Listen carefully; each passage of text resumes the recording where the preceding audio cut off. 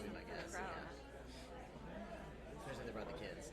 'Cause Yeah, I really wouldn't expect them to. What are they asking for Yeah. here?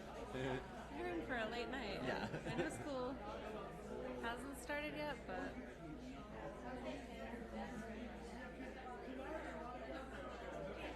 Oh, Ernie. I didn't realize Ernie worked for that department. He bartended for years and years at the Crow's Nest. who's Ernie? The guy right outside the door there in the uniform. Just walked For up to our the right. police or No, fire? it must be Central Fire. He's Okay. in uniform with those guys. Huh.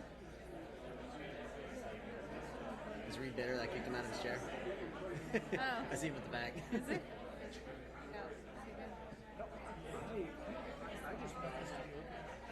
I didn't even talk to him about it, but Jamie, you talked to Reed about the setups? He doesn't want to sit over there. What? He didn't want to sit over there. I don't blame him. It's gonna be the hardest job in the house. I'd like to call into session the Capitola City Council regular meeting Thursday, August the 22nd. Let's have another roll call and a pledge of allegiance. Councilmember Story. Here. Councilmember Peterson. Here. Councilmember Brooks. Here. Councilmember Bottorff. Here. And Mayor Bertrand. Here. I pledge allegiance to the flag of the United States of America and to the republic for which it stands, one nation, under God, indivisible, with liberty and justice for all.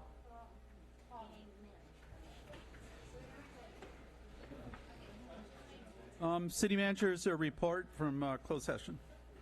Oh, excuse me. We're going to have a presentation. I'm awfully sorry. We're privileged here to have the Central Fire lifeguard update. And here's our chief from Central Fire. Good evening, Mayor, members of the council, members of the public. Tonight I want to give you just an update on a recent program that we had here in Capitola. About 2 years ago, I attended a council meeting here with a packed room of anxious parents and citizens and prospective lifeguards and lifeguard instructors, and they were asking how the program can be enhanced here in Capitola. And at that meeting, I spoke in support of the program, and I spoke to committing to partnering with the City of Capitola to see how we could better this program here. So shortly thereafter, I had a great conversation with the city manager, and the partnership began. The brainstorming began over a year ago now, and on behalf of the Central Fire District, I'd like to thank the council, the city manager, and Nikki Bryant for paving the road for the future that we have as partners in the lifeguarding world here in Capitola. And from what I've seen and what I've heard, we've actually exceeded the expectations of, I believe, what the program was set out to be. So that's a great thing for both of us. Although many of our firefighters participated in making this program a success, there were two of my captains that took the ball, or I should say the rescue tube, and ran with it. We had some of our firefighters from Central as lead instructors. They devoted a lot of time to this program, a lot of energy, much more than I thought it was going to take, but I'm not a lifeguard myself, so I really didn't know what we were going to get into, but they did. They're the experts. They're the ocean water rescue swimmers. They're the ones that made this happen with Nikki and the city staff. So with that, we're going to run a few quick photos here, but I'd like to bring up Captain Scott Harway and Captain Ernest Bound, and they're going to give you the overview on the program. Thank you very much. Thank you. Thank you, Chief.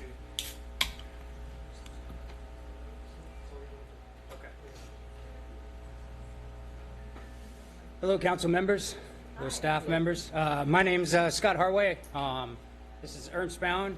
We are the co-chairs for Central Fire's Aquatic Rescue Response Team, our ARRT team, which is basically our lifeguards that are on the engine. About a year ago, we were tasked with putting together a comprehensive training program for our junior guard instructors for the city of Capitola. We work collaboratively alongside with, as the fire chief said, Nikki Bryant to work out the logistics behind it. And we adopted the program that we basically taught from California State Parks lifeguards to make sure that we not only met the standards that are demanded by the state, or demanded by the USLA actually, the United States Lifeguarding Association, but we actually exceeded those standards. And we added some specifics that had to do with the local demographics that are right here in Capitola. We have two additional firefighters here that are David Hopper and Pete Kearney, and both of them were instrumental as part of our training cadre that we created for Central Fire. For the training program that we did, we had a rather extensive program that I know some of the council members, Mr. Mayor, Chief of Police saw us as we occupied the building across the way here, and we occupied the Capitola beaches for up to about 2 weeks worth of training. For our new instructors that were brought in, we compiled about a 50-plus hour open water life safety training program that reviewed unconscious victims, conscious victims, boat rescues, submerged victims, all of the standard lifeguarding stuff that everybody up and down the state, regardless of what agency that you work for, has to go through. We also had a class that we put on for our returning instructors. It was a 20-hour refresher class. All of our instructors that were down on the beach this year all had to go through a Title 22 emergency medical services, so it's a first responder class for people that are in the emergency field, very similar to the same class that our police officers go through. And everyone also had to do a full CPR class. Those not only met the standards, but also exceeded them. We also added a couple of additional things. We had some guest speakers come in. We had this Santa Cruz County State Parks lifeguard supervisor, Eddie Repisano, was here as one of our guest speakers. Sergeant Ryan from the Chief of Police came in, was another one of our guest speakers. We tried to get a lot of outside input into our academy. We also had an outside contract instructor come in and educate our instructors, because they were dealing with kids, on early childhood education and some positive discipline implementation to provide them with more tools in the toolbox.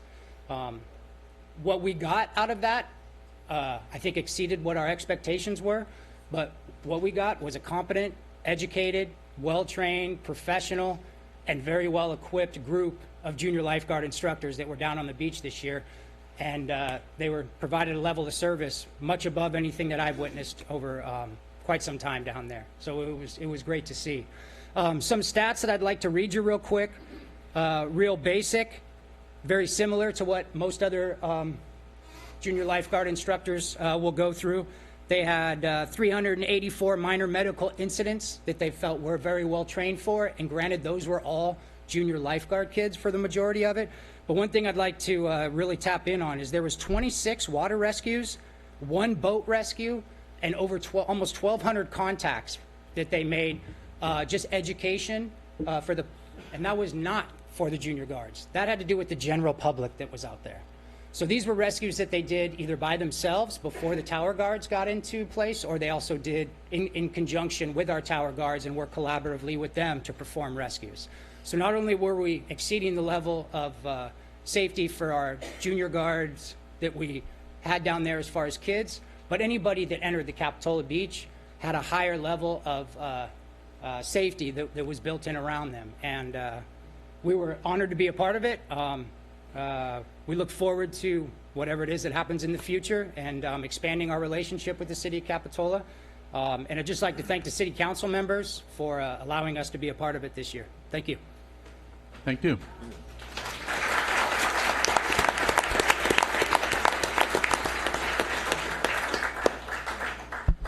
I think everyone noted the enthusiasm of the fire chief, and I think it's obvious that it was infectious with the group of firefighters that provide this training. But I think we all need to pause that it's this kind of training and these kind of professionals that provide for the safety of all those who come to our beach, and especially our children who are part of the programs that we sponsor here in Capitola. Thank you very much. So with that, do we have a report on closed session? Yes, Mr. Mayor, members of the council, there was 2 items on your closed session agenda that we reviewed. The first item was a claim submitted on behalf of Robin Lasher. That claim, we took no reportable action in closed session, and that claim is on the open session agenda for consideration, the consent item. In addition, we considered another case, existing litigation, City of Capitola versus Water Rock Construction. The council gave direction and provided no reportable action. Thank you. So at this time, do you have any additional materials, City Clerk? Yes, we received 15 public comment items for item 9A. They are all available in the back. Yeah. Okay. So at this point, I'd like to open to public comments. Any item not on the agenda, you may speak about. Those on the agenda will hold to the time they're agendized. Please come forward if you have any comments. Seeing none, let's come. Oh, sorry. You're quicker than I thought. We have one of our former mayors, Stephanie Harlan. Good evening, council members, mayor and staff, and audience and neighbors.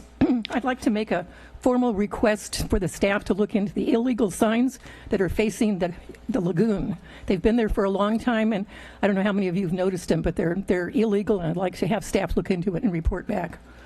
I'd also like to make a comment about the city commissions and committees that we have and the residency requirement or non-requirement. You've received a letter from me, but I have one I'd like to read from Charlene Fulmer, who's been active in this community for 25 years. Mayor, city council members, I believe our city will be best served by residents of Capitola who volunteer their time and talent to serve on the various city committees and commissions. I was fortunate to be a member of the Capitola Academy many years ago. We learned how our city benefits from the citizens who fill the volunteer jobs of the various committees. I believe that citizens of the city have a vested interest in the multiple needs of Capitola. I was fortunate to be the chair of the Arts Commission for a few years. That was when we had no city budget for our committee. Sam Story will remember those days too. He was the chairman of the Arts Commission for 11 years, and thank you, Sam, for your service on that. You're welcome. Please make it official that all city committees and commissions be staffed only by residents of the city. Sincerely, Charlene Fulmer. I think you have a copy of this. It came in about 4:30 today. Thank you.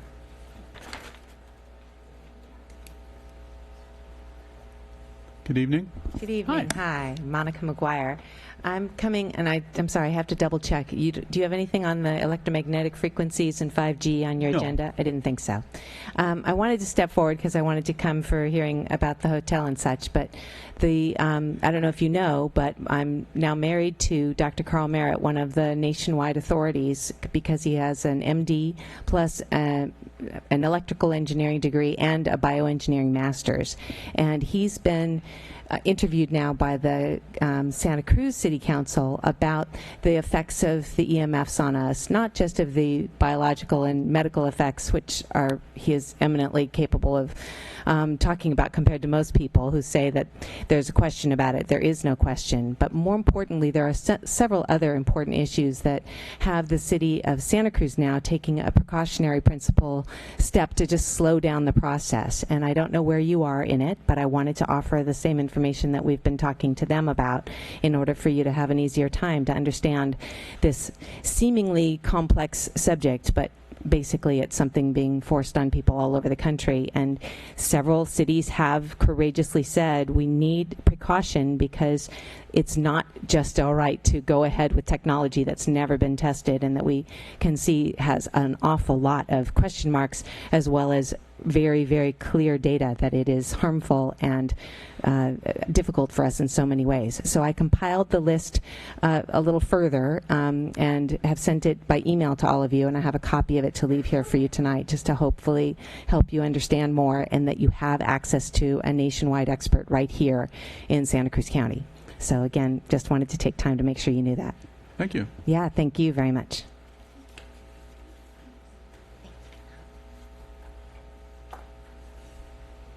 Good evening. Good evening. I'm Gail Nakunam. I live within 1,000 feet of a cell tower that was initially denied on top of the Subway store on 41st Avenue, and then Verizon sued you or threatened to sue you, and then you approved it. Now I live within 1,000 feet. Since then, I believe I'm affected by this tower. I have a lot of trouble getting to sleep. I'm tired during the day, and I'm wired at night. This is a very common symptom. So I'm going to skip around here to some different symptoms of microwave radiation sickness that are very vague. They are finding out that when you hold your cell phone to your head, that the antenna is pointing down into your thyroid, and that thyroid tumors have tripled and brain tumors have doubled. When you wear it in your shirt pocket or your suit, People are getting breast tumors, and it's almost unheard of to have a tumor on your heart, but they are starting to find tumors on people's hearts. When you wear it in your front pocket, people are finding an increase in testicular cancer and sterilization. And in the back pocket, it's leading to increases in colorectal cancer. So for your own safety, at least put it on airplane mode or get some kind of blocking device. But I think it's a good example of the dangers of this technology. There is a school in Ripon, California, that had a cell tower on its playground. And for 10 years, 4 students and 3 teachers got cancer. One little boy had to have brain surgery. Another little boy had to have a tumor removed from his liver and another from his kidney. The parents demanded that the cell tower be removed. The school refused until they kept 200 children, more than half the students, out of school for, I think it was a week. Finally, Sprint, the provider, did remove the tower. So 5G is coming. They tell us it's our future. But it's really the past. Let's go back to the past for a minute. In 1971, the U.S. Naval Medical Research Institute indexed 2,311 research articles listing in excess of 120 different impairments and illnesses attributed to radio frequency and microwave radiation. That still is the same today. 5G is going to go up to 130 gigahertz, if I'm correct. Thank you. Thank you very much.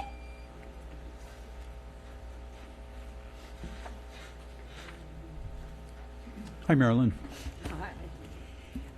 Marilyn Garrett.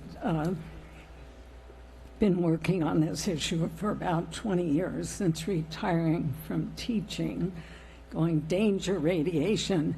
Your first obligation is to provide a healthy, safe environment and promote a decent quality of life. This radiation is very harmful. It's been known for years. The document you were just given by Barry Trower cites from 1932, over 80 years ago. They were documenting the harm of microwave radiation, which is what this wireless technology is. Now we've got 5G on the horizon, and I have a documentary called 5G Apocalypse, the Extinction Event, a DVD I'll give you, or you can look it up online. The documentary opens this way. It's important to understand what the 5G is doing and what they say it's doing. We're told on the IEEE beamforming document, that's Institute of Electrical and Electronic Engineers, that this technology cooks your eyes like eggs in World War II. We all need to understand these are military weapons. These are assault frequencies. If you know nothing else, that's what you need to know. It's microwave radiation warfare. That's what it is. And over 17 studies have shown near cell towers these consistent symptoms.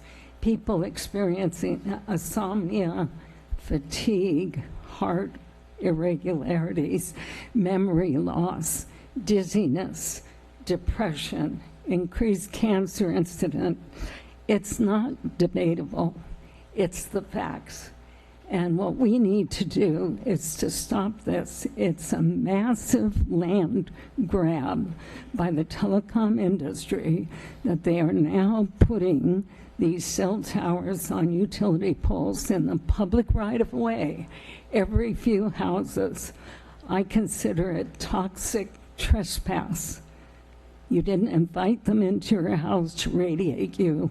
No child or person has authorized 24/7 involuntary bodily microwave radiation, and we do not consent to this violation of our health and privacy and constitutional rights. Thank you. I'll leave you.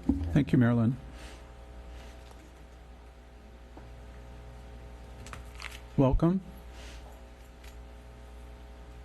Hi, thank you for having me. I'm Marna Scar, and I just wanted to share a little testimonial to the Junior Guard program. I'm a mother of twins. They're 13. They've been doing Junior Guard since they were 6, and I definitely noticed a marked difference in the program this year. I felt it was way more organized, and kids were learning a lot of stuff that they hadn't been learning in years past. They were learning how to do a lot more rescue information, and they were learning how, if they were ever approached by wildlife, how to handle that and what to do. And it was all the way from the 13, well, they're bees, so the 13-year-olds all the way down to like the 7 and 8-year-olds were learning all that. So I was in support of it, and I wanted to share with you. That's it. Thank you. I really appreciate that.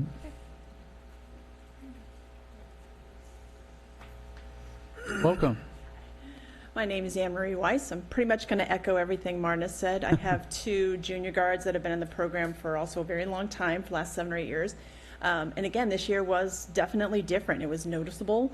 The training definitely seemed much more in depth, not only for the instructors themselves. They seemed very confident, very well schooled, very just really mature. This program ran very smoothly. My daughter came home and told me things. I also lifeguarded as a young person on the East Coast, and I was shocked at some of the stuff that she was telling me she was learning at her age, because I didn't learn it till I was well into my teens and well into college even. And she was like, I learned how to stabilize a C-spine, and I said, you did what? You know, you're 13, and I was really impressed that she, not that I would expect her to know how to do it, but that she's being introduced to these this well, and she really did have a decent handle on it. So I was really impressed with the instruction that they did get. So I also just wanted to echo that too. So thank you very much. I take it you're very glad your child is in the program. Yes. Great. Good to hear.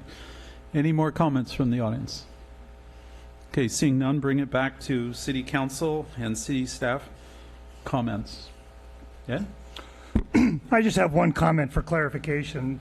There was a speaker that came up the podium, talked about appointments that City Council makes, and I just want to let the public know that when appointments are made by the City Council, which we do on a regular basis, they're made by ordinances that exist, and the city manager and the city clerk make sure that we adhere to those ordinances.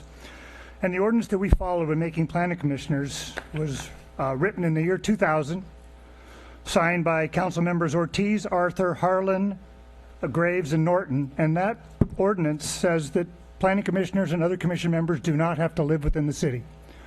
So I just want you to know that we are following existing guidelines when we make those appointments. Thank you. Thanks for those comments. Oh, I'm just going in order. Okay, Sam, sorry. Thank you, Mayor. And to follow up with that, I did want to ask staff if they would agendize for a future meeting the question of whether the planning commissioners and other of our commissions and committees should be participated only by residents.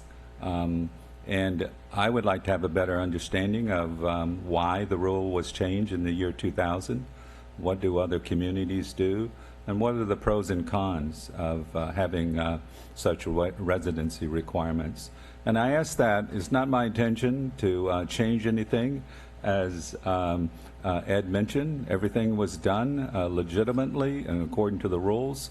But this is an opportunity to look forward and whether or not we want to make any changes to our ordinances. So thank you. Yeah, I just have a brief comment. Several months ago, I think it was now, or a couple months ago, the council directed a subcommittee of individuals from the BIA, the the community as well as myself as the council representative to meet to discuss the issue of lights in the trees in the village. And I just wanted to provide an update that committee has met 3 times now. We are continuing to work on a solution and hope to have one shortly. I have none. Oh, okay. So, well, first of all, Kingston Rivera is handling the website and broadcast of this meeting. But I'd like to talk about something that's very special in Capitola, and that's the National Night Out. And this is something put on by the city, organized by Lori Wilson. I'd like to do a shout out to Lori Wilson of the police department and all those who she harangued into supporting this program. When I walk around the city and talk to people about some of the things that the city likes to do for children in particular, the National Night comes out. It's something they look forward to. It's held at Chase Street Park, and believe me, you shouldn't miss it. The kids are just jumping all over the place, and the parents are so happy, and grandparents, to see their kids having such a great time. There's tons of stuff.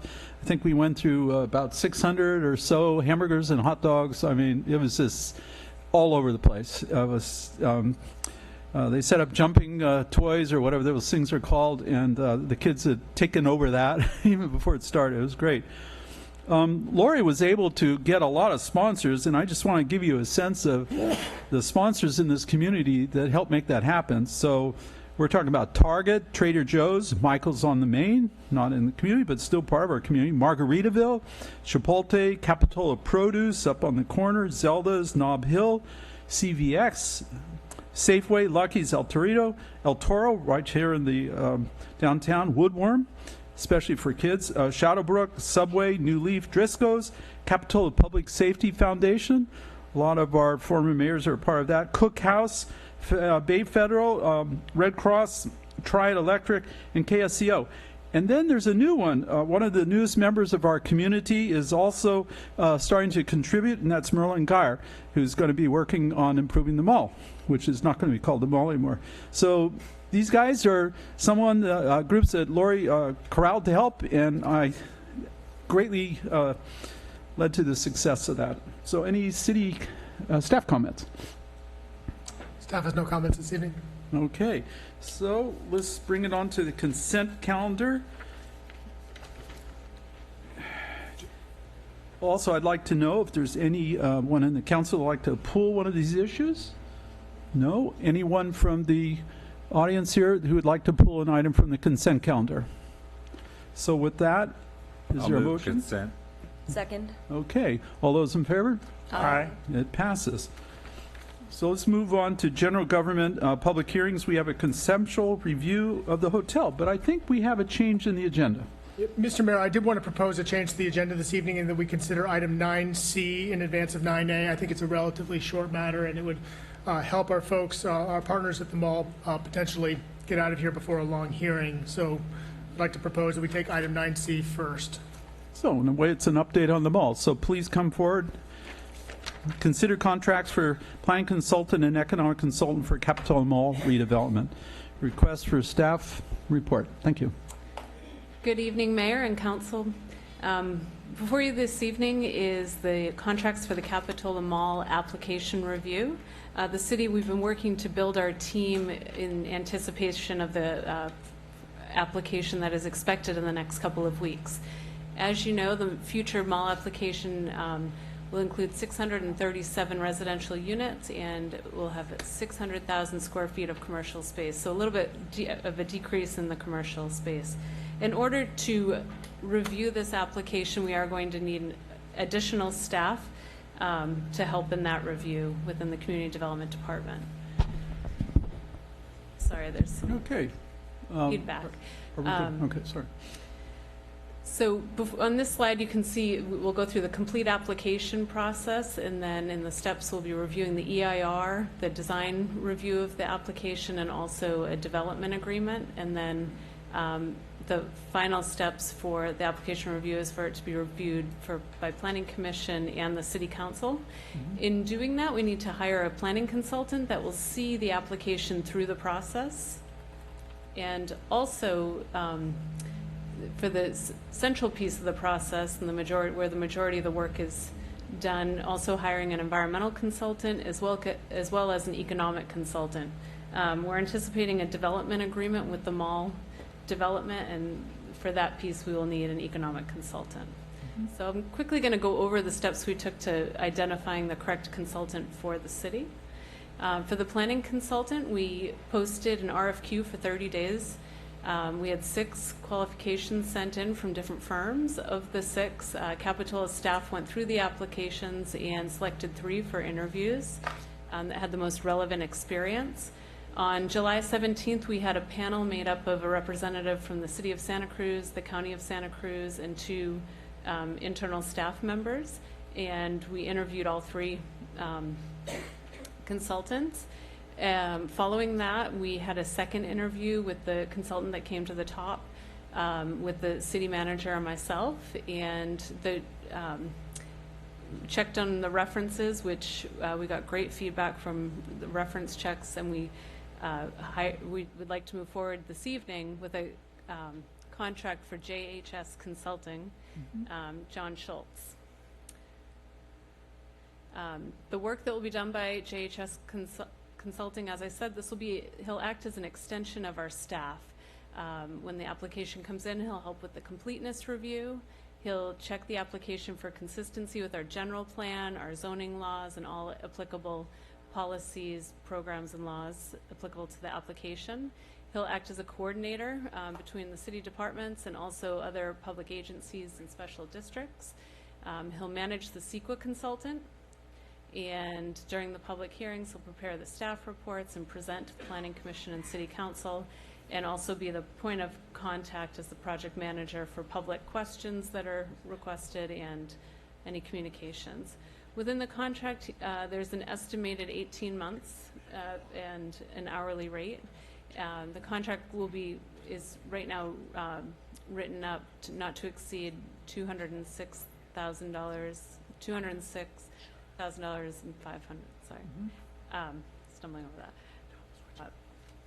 And John Schultz works as he's a one-man team. I think he'll give a lot of attention and detail to the application. Any questions that come up, we thought it would be great to have a single firm, one-person firm that can really know the project, and we don't have to worry about who's the project lead when you hire a larger planning firm. So, in terms of the economic consultant selection process, same process. We posted the RFQ. This time we got 7 qualifications were received by the city. There were 4 that rose to the top when we looked at relevant previous work. On July 24th, we had an interview panel, and we also had a representative from the City of Santa Cruz and the County of Santa Cruz and 2 internal staff. Cosmont Companies came to the top on this one for working in a similar fashion with similar projects in California. So really working on a couple of mall projects as well as others, and helping cities really understand the financial impacts and of such projects. So within the scope, it was broken down to 5 parts. First is project orientation, understanding the site and our community's needs. Second is a feasibility analysis. He'll put together the baseline assumptions for the financials for the proposed project.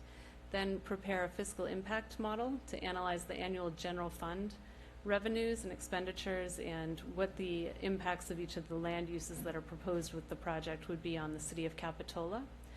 And then once we have those figures, working with the city and with the development agreement to understand what the fiscal impacts are and what should be in that development agreement and negotiations.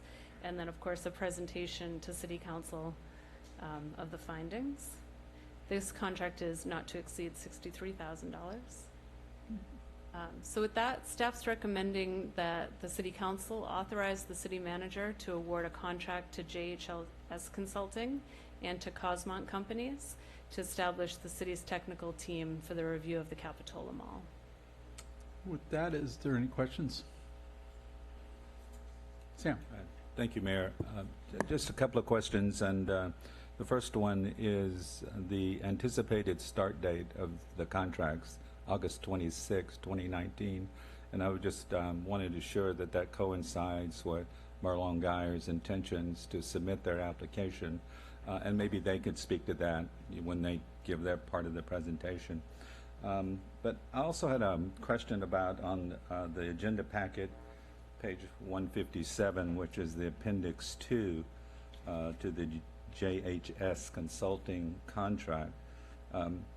At the very top, it refers to the city will pay consultant on a not-to-exceed lump sum basis upon satisfactory completion of the services and delivery of work products. Then it goes on to say that payments will be issued monthly as charges accrue.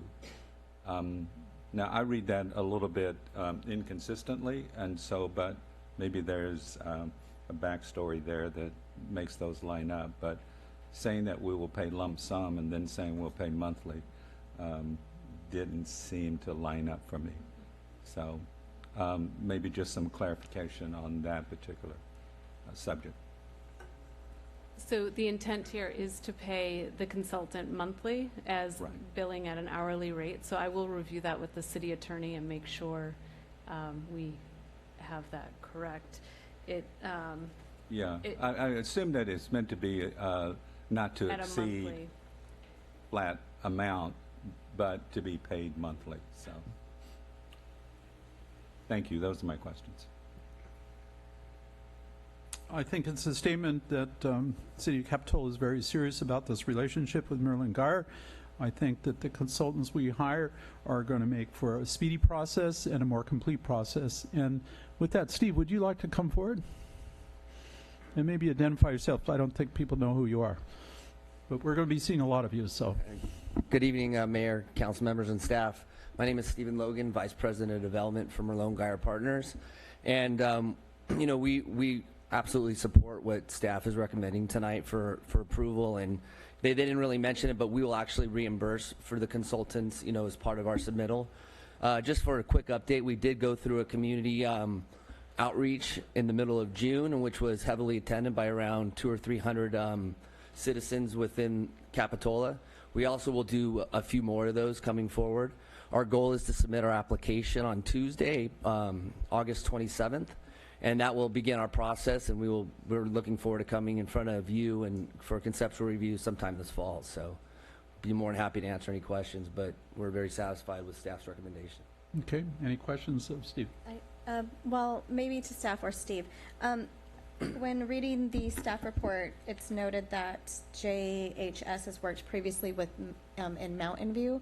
Was that with They did not work. They did not work on our project. Thank in you. Mountain View. Thanks. That was my question. We do have a working relationship with Cosmont. I do in a previous working for Maastricht in a previous position, working with Cosmont. They're also involved in a couple of other projects with us and a couple of other jurisdictions as well. So thank you very much for also your participation in National Night Out. And I'd like to point out that I'm very pleased that you've wanted to become a partner with the City of Capitola and, you know, work with us. And I consider that extremely important and for the success of your project, our project in general. It is your project, it's our project, and it's a community project, and we're looking forward to moving forward. I see that. All right, thank you. Thank you. Mayor, I just had one follow-up to with staff. So when interviewing Cosmont and realizing that there was a relationship with Merlin Geyer, did that cause any concern, or did that come up at all during the interview process, as maybe since we're going to be talking about economic issues? So I think that the relationships, and Mr. Logan can confirm if I'm correct, the relationships I think Stephen was mentioning was that other cities similar to us have hired Cosmont and actually to negotiate in the same way that they're negotiating for us with Merlin Geyer and Merlin Geyer projects. And then previously, I know that Maastricht, which was a former employer, I believe, for Mr. Logan, has also worked with Cosmont. Okay. But I don't believe that they work directly for... They do not work directly for us. They're working for the city of Laguna Hills for us on another project down there in the same fashion that we'll work for the city of Capitola. They're also working for the city of Buena Park in figuring out an infrastructure district for their city, and we happen to own a piece of property within the city of Buena Park. Gotcha. Okay. Thank you. I just want to stop here for a minute. As you know, we don't have AC here. It's a little hot, but we have a fan going on in the back. Is it okay with people? Is it too much noise and you're willing to put up with that? Okay, so not seeing any big issues. So I'd like to move on to item A, conceptual review. Oh, I'm awfully sorry. I'm trying to get to item A. Okay, any public comments on the Merlin Geyer presentation and the contracts that we're going to enter into? Thank you. A question. How do they pull the people to come in from the community to give their input and hear what's happening up there at the mall? Okay. Because he said he had over 200 people there, but how does that interest go out to the city? Steve, would you like to answer that? Because you're the ones that put out the notices, and it was pretty extensive from what I understood. Sure. We usually typically will notice it through the newspaper. We'll work with staff to notice it on, I believe, the website as well as putting out flyers to the community. We do have a website that will update regularly that you can go to and figure out community meetings. But we will do a better job. I apologize if you didn't get that. We'll do a better job of notifying those meetings in the future, and so we'll make sure that everybody's in attendance. Okay, thank you very much. And we have someone in our city clerk's office that her specialty is working on civil engagement and getting out the word and publicity and such like that. Great. And you could work with Linda on that because she reports to Linda. Great, thank you. Thank you. Could you tell us what the website is? Sorry, could you tell us what the website is? You mentioned you have a website. I think it's capitolamall.com, but I don't know it off the top of my head. Sure. It's on our website as well. I think it is on your website as well. And we also have a Facebook page on there and Instagram and all of that. And so I know our general manager has been very involved with the community on our activities at the mall. So thank you. Okay. Thank you. So with that, I think that was a report. Yeah, we have to vote on. Yes, there's a motion on accepting. Yeah, I'll move staff recommendation. Okay. Second. Okay. All those in favor? Aye. It passes. Okay. You can tell I want to get on to the main item here. I'm awfully sorry. So this is a conceptual review for hotel on 120 Monterey Avenue.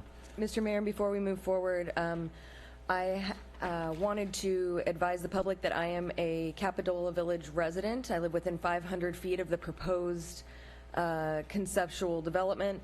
And because of that, the Fair Political Practices Commission has advised that the development as proposed right now could pose a conflict of interest for me, and because of that, I'm going to exercise an abundance of caution and recuse myself from this item. Thank you very much. Okay. With that in mind, we now have a staff report from planner. Yes, Matt Orbat. Thank you, Mr. Mayor, Council. Tonight we have an applicant who is seeking guidance on a preliminary development concept for a 5-story, 88-room hotel with 92 on-site parking spaces at 120 Monterey Street in the CV Central Village zoning district with a visitor serving overlay zone. The conceptual review process provides an opportunity for a developer to receive early feedback on a concept prior to submitting a full application. So tonight I'm going to introduce the project, then give the applicant the floor for a presentation. Following that presentation, the City Council is welcome to ask questions of the applicant. Then you'll open it for a public hearing, take public comment, and after that we can return for a council discussion. And staff will be available for questions during all that time as well. Okay. So we have... So the proposed site is located in the Capitola Village between the intersection of Monterey Avenue and Capitola Avenue and Esplanade Park. The site is along a major pedestrian thoroughfare between the beach parking lots and the beach. It's one of the last undeveloped sites within the Capitola Village. Over the past decade, the city has focused numerous long-range planning discussions on future redevelopment of the 120 Monterey Avenue site and created goals, policies, and actions within the 2014 general plan, specifically incentivizing a hotel at the site through increased floor area ratio and height. Action LU 7.3, shown here, states that hotels in the village may be developed with a maximum floor area ratio of 3 if authorized by the City Council. To approve that request for an increased floor area ratio, the City Council must find, 1, that the additional floor area ratio results in a superior project with substantial community benefits, 2, that the project enhances economic vitality, and 3, that the project is designed to minimize adverse impacts to neighboring properties. General Plan Policy LU 7.5 establishes hotel guiding principles. Any new hotel proposed on the site of the former Capitola Theater must be consistent with the following. The design of the hotel should respect the scale and character of neighboring structures and enhance Capitola's unique sense of place. The hotel should contribute to the economic vitality of the village and support an attractive, active, and engaging pedestrian environment. The maximum height of the hotel should remain below the elevation of the bluff behind, and the bluff behind the hotel should remain legible as a green edge with existing mature trees maintained on site. The hotel should minimize impacts to public views of the beach and village from Depot Hill, and parking for the hotel should be provided in a way that minimizes vehicle traffic in the village and strengthens the village as a pedestrian-oriented destination. This can be achieved through remote parking, shuttle services, and valet parking arrangements.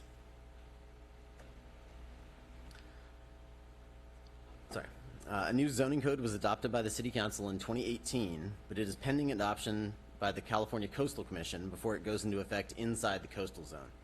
Therefore, the new code does not yet apply to this site. The property owner has indicated that they plan to submit an official application for a hotel once the new zoning code is adopted by the Coastal Commission. Typically, a project is reviewed under the development standards of the code at the time that the application comes in. However, at the request of the applicant, this conceptual review will be analyzed under the 2018 zoning code. This will allow the applicant the opportunity to continue working on the conceptual design in preparation for an application submittal once the code is certified. The general plan guidance on the proposed hotel site was included in the 2018 zoning code within Chapter 17.88, Incentives for Community Benefits. This chapter identifies allowances for the increased floor area ratio of 3 and increased height on the site in conjunction with the property owner providing community benefits. Under 17.88040, allowable benefits, I'm going to read a quote here. The public benefit provided shall be of sufficient value as determined by the Planning Commission to justify deviation from the standards of the zoning district that currently applies to the property. The section also gives several examples of allowable community benefits, including public open space, public infrastructure, pedestrian and bicycle facilities, transportation options, preservation, restoration, or rehabilitation of a historic resource, public parking, green building, public art, and other community benefits such as entertainment destinations that are significant and substantially beyond normal requirements.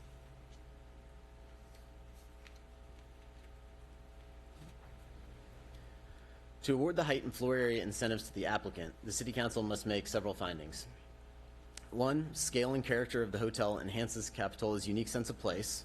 2, it contributes to the economic vitality of the village. 3, the design minimizes impacts to public views. And 4, parking minimizes vehicle traffic in the village and strengthens the village as a pedestrian-oriented destination. All applications seeking the increased incentives within Chapter 17.88 require conceptual review by both Planning Commission and the City Council. If the applicant ultimately seeks these incentives included in the zoning update, they will be required to submit an updated conceptual review. In other words, this one doesn't count for that, after the Coastal Commission's certification of the code. The future application would be required to include additional analysis of the community benefits, and also, as drafted, the new code will require story polls on the site during the required conceptual review, so you get a chance to visualize the massing. So with that, I'll give a brief overview of the project itself. The proposed project site is less than an acre with a floor area ratio of 3. The maximum floor area is 3 times the size of the property. So the floor area of the proposed hotel is 75,900 square feet, which is a floor area ratio of 2.62. This does not include the underground parking garage, which is located below grade and not visible from the street. The architectural style of the hotel is California Spanish, also known as Spanish Revival, which is reminiscent of mission-style architecture found throughout coastal California. The style utilizes deep-set windows, tile, wood trim, textured stucco finish, ornamental metalwork, and incorporates courtyards, patios, and a plaza. The first level would serve the street frontage, with the main hotel entry and a bar and lounge located along Monterey Avenue. The first story includes the front desk, banquet room, 2 meeting rooms, boardroom, kitchen, and the entry to the underground parking garage off El Camino Medio. The second story has guest rooms, a pool, and a pool deck. It also connects to the proposed public plaza. The third story has guest rooms, a garden, the upper pool deck, and a seating area with a fire pit. Fourth story is just guest rooms, and the fifth story has guest rooms as well as an elevator mechanical feature that goes a little bit higher than the roof of that story.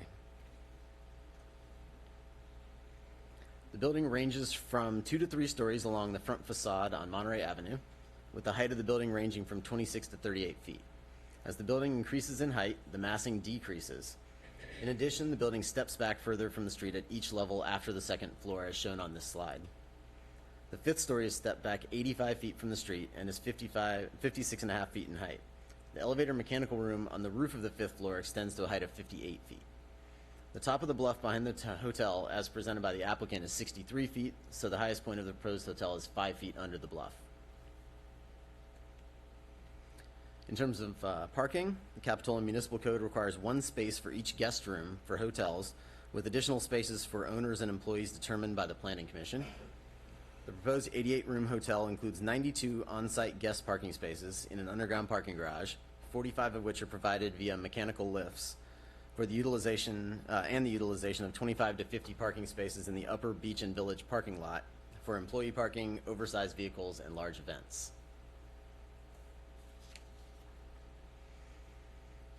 The City of Capitola's in lieu parking fee program, which was established for new hotel uses in the village, is contained in Administrative Policy I-33. The program allows eligible hotel development projects to purchase off-site parking spaces from the city in lieu of providing on-site parking.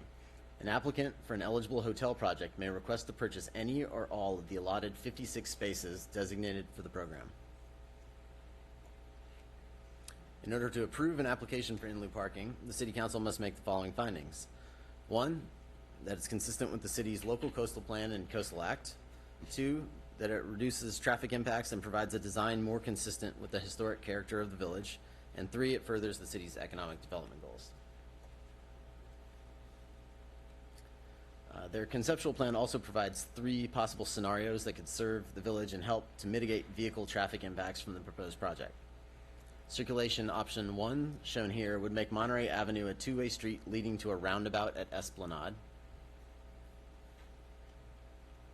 Circulation option 2 would reverse traffic on the Esplanade.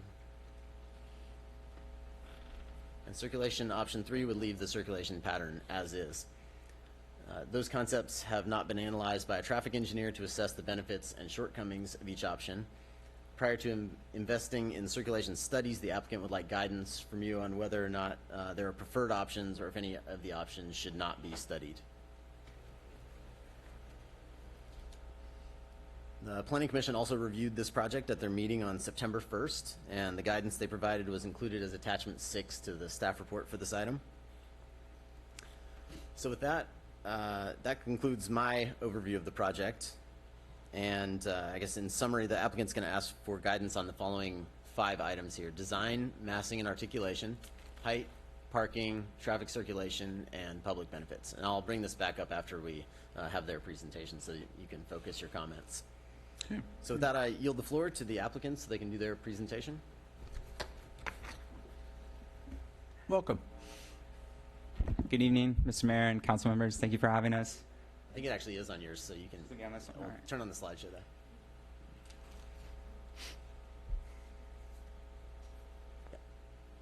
there. Again, thank you for having us, and to the public, thank you for coming out here. We appreciate everyone's input and appreciate your public service. My name is Jesse Bristow with Swenson Builders. I'm a development project manager for Swenson.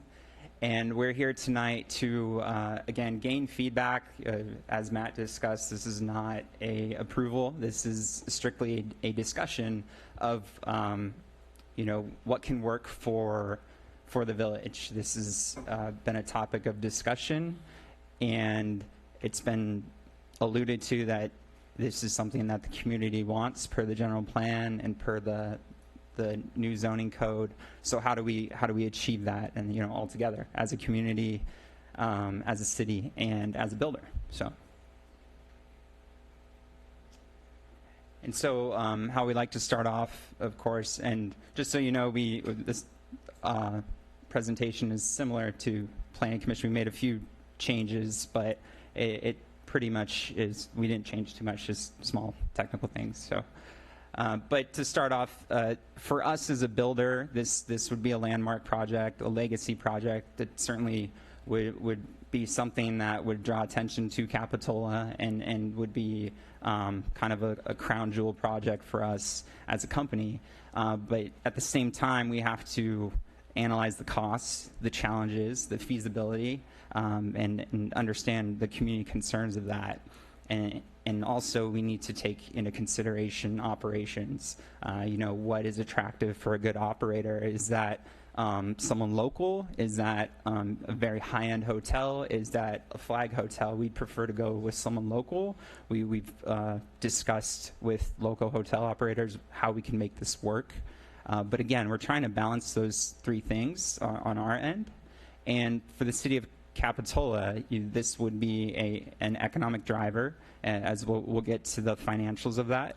But we also have to take into consideration the village impacts, the community concerns, the neighbor concerns, and but also there's local businesses that this would certainly benefit and help them make it through the season and really embrace summer. So again, we're here tonight to really understand what you'd like to see. We appreciate your support, your constructive criticism, but again, the main goal is to capture this hotel, to bring back what was there once. And so we really like to walk away tonight understanding some direction of how the community feels, how the city feels. So as you know, the history of the Capitola Hotel was originally built by Frederick A. Heen. He also built the Apple Barn over in Aptos. But the original hotel was the Grand Capitola Hotel. It had 160 rooms. It was a large centerpiece for the village, and it burned down in 1929, and that was certainly a loss for one of the economic drivers of the village at the time. And in between that time, it was operated for 50 years as a theater, and the theater closed down, and from that time on, it's currently in that time on, it's been used as a private parking lot for public access, mainly used by beachgoers and people who visit the village. So when we took on this project, there was a few iterations. There was a firm in 1995 that had their own concepts, and 2009, I believe, was Swenson's first iteration. And in 2010 was when the company engaged with the community for the general plan update. And of that general plan, there were 4 focus areas, and one of those areas was the village. And in that community meeting, it went over for 2 days. There was over 100 people that attended, and they partook in a village charrette, and the hotel played a big part in that. And the 2010 concept was criticized, critiqued, and the main takeaway from that was that it was too large and wasn't to scale. So that concept has 3 stories on the front street. That's on Monterey, and so since then we've cut that down to 2 stories with an architectural feature in the middle that goes up to 3 stories. But the main takeaway was that it needs to be human scale, walkable, and the density of it is pushed behind. And from those meetings, the adopted language of a village hotel and the general plan were placed in there, for that FAR, for those community benefits that Matt discussed and we'll discuss further.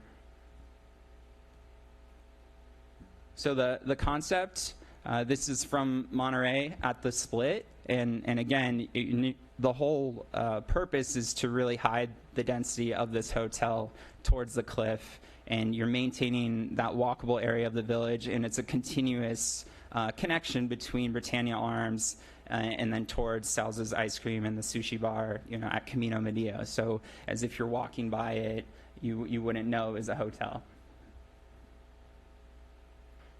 This is the angle from Capitola Avenue and Monterey, and again, as the massing goes up, it steps back to kind of keep the density away from the street and push it towards the cliff as much as possible. So it seems like your standard 2-story shop with maybe a residential space above it that you see along Capitola, that you see throughout the village, and the whole idea is to be compatible.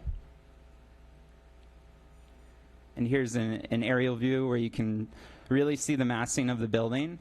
And as part of the community benefits to achieve that FAR, one of the things that we would like to do is kind of refurbish the bathrooms and the junior lifeguard facility to make the structure stronger and provide a kind of a piazza plaza area at the top that would be a part of Esplanade Park, and it could be utilized for the bandstand, movie nights, winter on ice, all things. It would be part of the community, and it would just connect to the hotel for the hotel users, but it could be, you could utilize it however the city feels, how the town wants to take advantage of that. But that would be one of the community benefits as part of this project. So a quick summary: the total square feet is estimated around 76,000 square feet. There's 1,440 square feet of meeting rooms. We have 2,000 square feet of banquet rooms, 88 rooms overall, and then 3,860 square foot bar lounge. There's a pool, public plaza and courtyard, and we'd park it with 92 spaces on site utilizing parking stackers, and we'd seek to purchase 25 to 50 in lieu spaces from the upper parking lot through the city. And the reason why we're providing meeting rooms and banquet rooms and a conference room is to try to capture alternative uses during the shoulder season when the high season is gone. That's how larger full-service hotels survive, is they attract conferences, they attract chamber meetings, things like that. So it'd be a benefit to the community, how local businesses and local business groups would want to use it, local school groups could use it, and the idea is to bring people down to the village during the slow season, and as they frequent it, they also frequent the existing businesses there.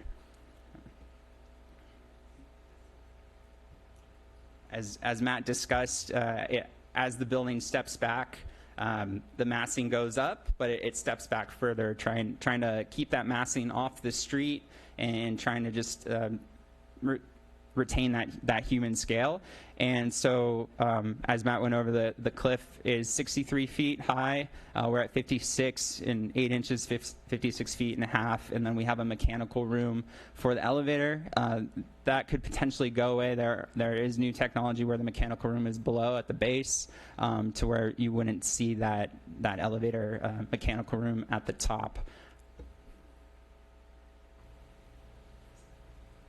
And we understand that the height of this hotel is concerning, but one thing we'd like to highlight is that it exists already in the village. It's just not under one hotel. We have the Venetian that steps back with every floor so people can take advantage of those views. You have the paseos through it, and then it reaches back to the Harbor Lights, which we estimate is about 53 feet in height. So we just really like to emphasize that this already exists in the village, and we'd really like to recreate that on the opposite side and be in keeping what is already here. Then the circulation options that we're bringing up, they're entirely conceptual. Again, we want guidance on that. We're open to providing new circulation and these road improvements as a benefit to the community to help with traffic. It would help with vehicle circulation for the junior guards, for the hotel, for the summer season. But again, it does need to be analyzed. But these are 3 options that we came up with discussions with the Public Works Director, Steve Jesberg. And so we can run through these. And I'd just like to highlight that currently the entrance to the parking lot is right past the Britannia Arms. So that would go away. So potentially, I don't believe there's a crosswalk there. Potentially, you would gain spaces if that driveway closed. So they'd probably cancel out where we're planning on or propose on putting the porte cochere.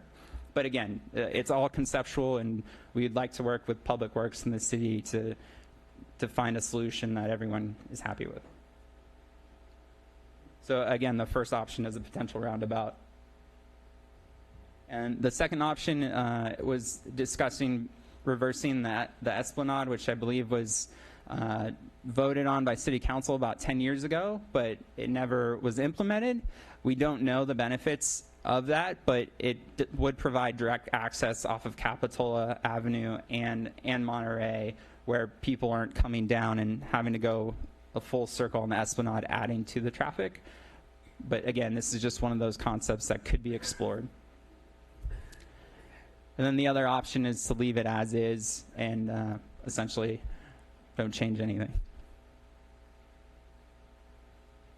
So currently, we made a correction. We thought we had 26 spaces in the parking lot, but since we repaved it, we actually have 43 spaces.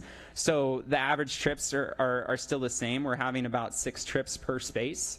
We just didn't have the overall count. So if you take that average of 6.5 trips per space and you put that on one single day, you're having a car go in and out. That's 278 trips.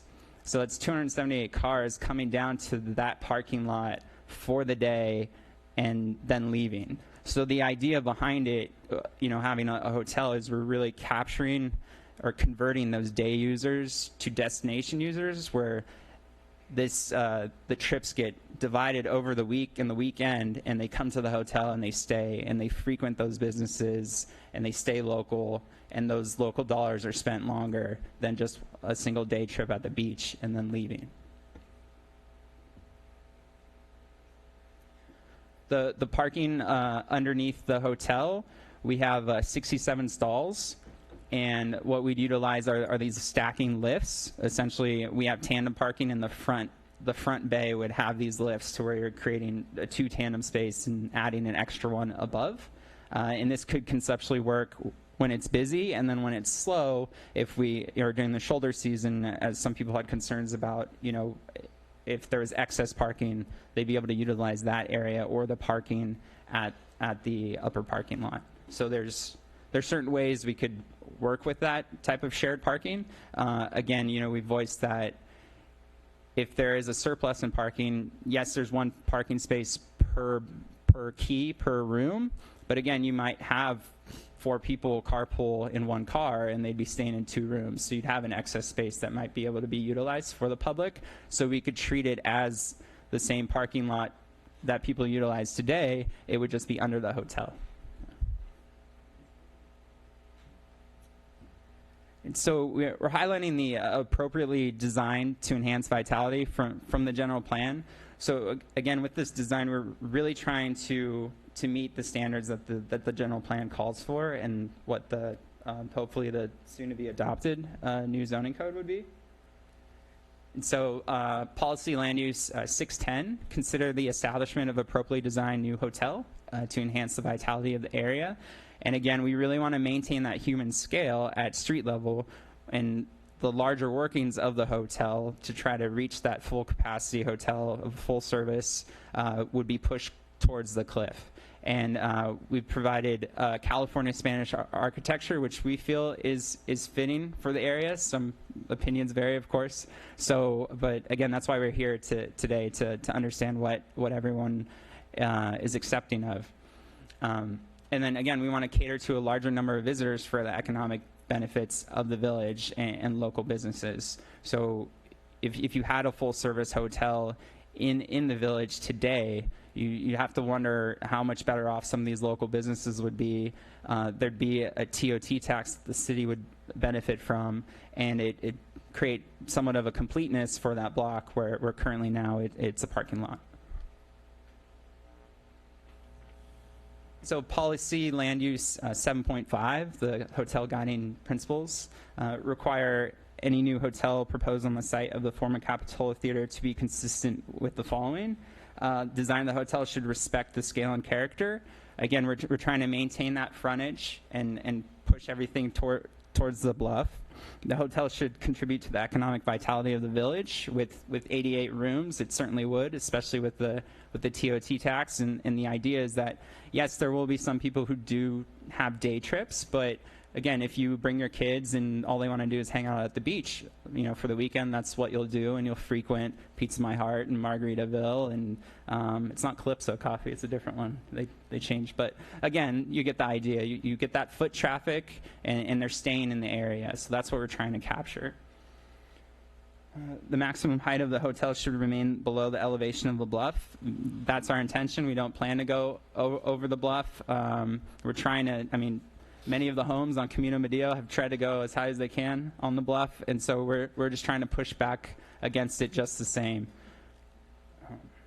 The hotel design should minimize impacts to the public views of the beach and village from Depot Hill, and so that's one of the reasons is when we push the massing against the cliff, it opens it up. If we, let's say the top floor did come down, we would try to reallocate those rooms on the second or third floor, and that would make it more of a boxy design. We're trying to step it back similar to the Venetian and the Harbor Lights. And parking for the hotel should be provided in a way that minimizes vehicle traffic in the village and strengthens the village as a pedestrian-oriented destination.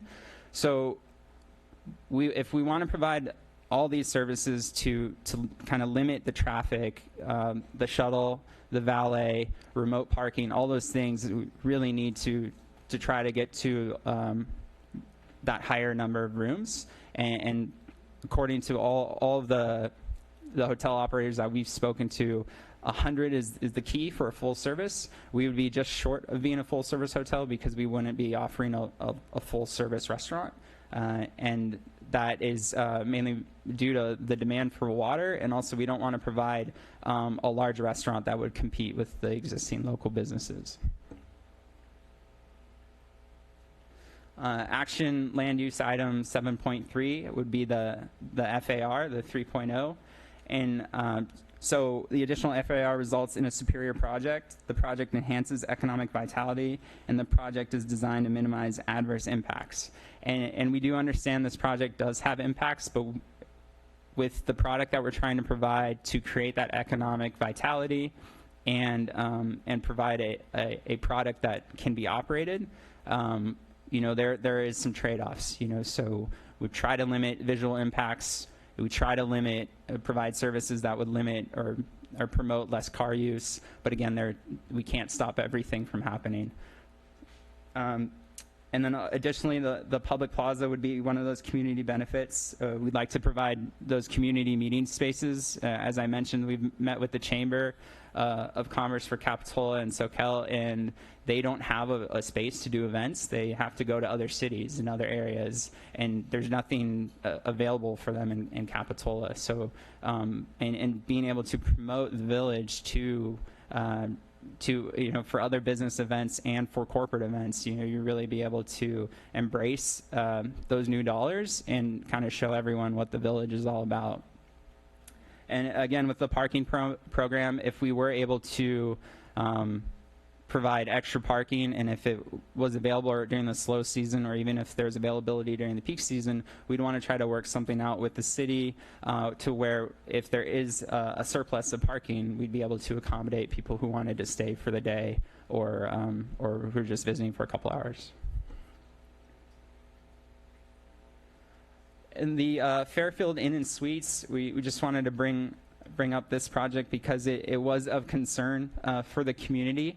It was 84 rooms. It's 3 stories on 41st, and then steps back to 4 stories. They have a pool, fitness center, and meeting space. In 2019, they have an occupancy rate of 90%. 2018, it was 88, and in 2017, it was 89.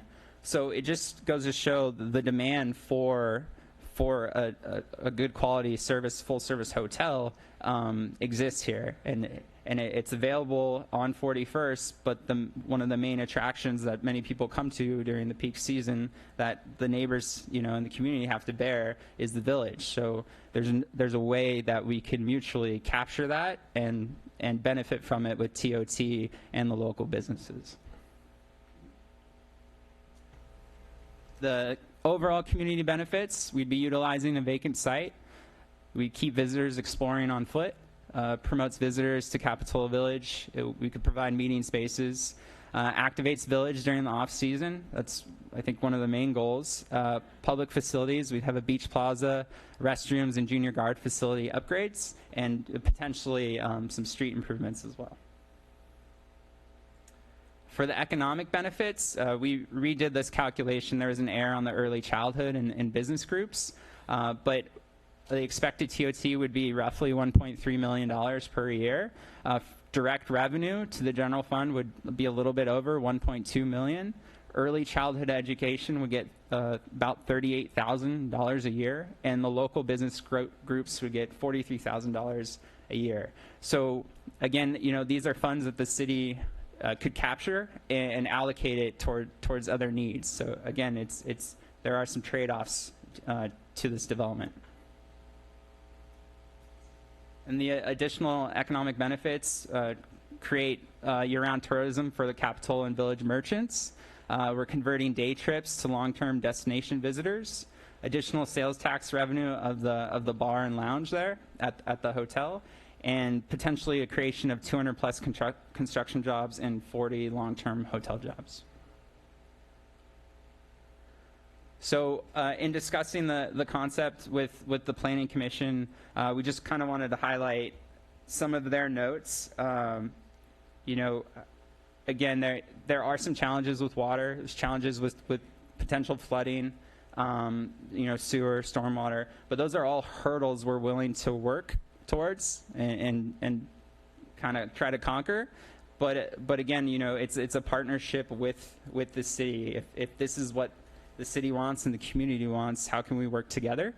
And for the most part, I know there are some concerns about, we had comments about the architecture. We had some concerns about traffic and trying to work with the city in a parking program or providing a bike program. But again, the message I took away from it is all of Santa Cruz County, especially Capitola, people come every weekend, people come every summer, and people who live here pay the taxes to pay those roads and kind of bear the burden of those visitors. And a hotel is a good way to capture those tax dollars and to make them pay for it. So with that, we'd really appreciate your comments and try to understand if this is something you could support, or what would you support if it isn't a hotel or if it isn't this hotel. So thank you. Thank you very much. So bring it back to council for questions. Who would like to lead off? Sam? Okay. Questions? Yeah, thank you. Thank you for the presentation. My first question is concerning the underground parking garage, and I understand that square footage, which is about 21,460, is not calculated in the overall square footage. And I assume that's based on the zoning that says that any underground parking which is not visible from a public street is exempt. What could I get, maybe from staff interpretation of visible from the public street? My look at the drawings is that at least the entrance to this parking garage is visible from El Camino Medio.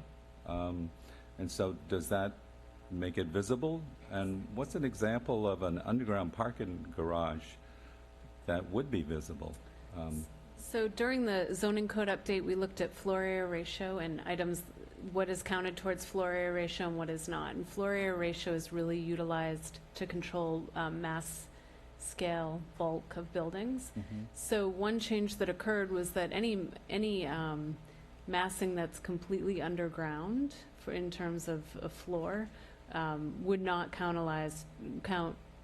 towards the floor area ratio. So where you would see the entrance of this hotel on the first, we'll call that the first story, not the garage is below ground, that area there would count towards floor area as they approach and come into the garage. But the area of the garage that's completely below the main level would not count towards the floor area ratio, because it really isn't part of the mass and scale that you see from the street. Okay, thank you. You're welcome. Oh, I'm sorry. Can I have sorry. one more? Okay. You mentioned the potential for flooding. Yes. And you're prepared to deal with that. How are you prepared to deal with that? Because inevitably it will happen. Sure. So from what I understand and what I've further researched, when we design these garages, they're originally designed to keep water out, but in an event, a flooding event, they are designed to take on water, and then they do get pumped out. There's two pumps. There's your main pump, and then there's a backup pump. And so with my research, there needs to be some type of filtration system for that to be pumped and to go into the appropriate system. When speaking to Public Works for the city, it does not go into the storm drain. When speaking to county sanitation, it does not go into sanitation. So where does it go? And that's something we obviously need to figure out. I believe it has to go to the county sanitation. It just needs to be filtered. And then there's also a capacity issue. With that, I think we would take every measure to try to prevent flooding or some type of, floodgate mitigation. I didn't discuss it here, sorry, but the entrance is on Camino Medio, so that is the highest point of our site. The point at the Britannia Arms is I think there's about a 2 to 4 foot slope. So the purpose is that entrance is at the highest point, and if it does take on water, it can mitigate it. But if it is too much, perhaps there's some type of technology where we can look into floodgates where those things are closed or shut off. And, if we are aware of some type of event happening, those vehicles that are in there are evacuated. So there's a way we can figure it out, and we're in the process of that. So. Thank you. Yeah, I have a question. You mentioned partnerships and willing to work in partnership with the city, and it sounds like there's a lot of specialists that will need to get on board to analyze parking, traffic, water, flooding. Obviously not your area of expertise. What kind of partnership would that look like? You mentioned you're looking into flooding. How are you hiring folks to come in to look at all of these things? In the report, there were some scenarios regarding traffic, but you didn't move forward with an actual study or hiring someone to do the study. Can you give me a little bit more information on that? Sure. If we were to move forward, we would identify the appropriate consultants, as we normally do on any project. But before we go to spend that type of money, we want to ensure that we're gaining community feedback, city council feedback, planning commission feedback, and make sure this is what the community wants or is accepting of. But we would work with, obviously we do a traffic study. I know we've had concerns about the amount of parking on site. We've talked to other operators where, okay, maybe you don't provide that much parking on site, and let's just say the 46 spaces that are there that exist today, you keep those would be on-demand parking. So if someone wants to come and they just love their car and they want it downstairs, they have to pay a premium for that. And the remainder would be up at the upper parking lot, and maybe we could maximize those spaces with stackers or something like that. So it's just scenarios that in that case that we want to explore. I think any type of parking or flooding or partnership with the city would be through a DDA, and but again, it's very preliminary, but we would identify those resources. Sure. You mentioned community feedback, and you gave us a timeline in 2012, all the numerous years. And sure. So it seems to me that you've received a lot of community feedback over the last couple of decades or so. Where in this particular presentation is that reflected? So I know you've heard about traffic and all of that. So where would I see that?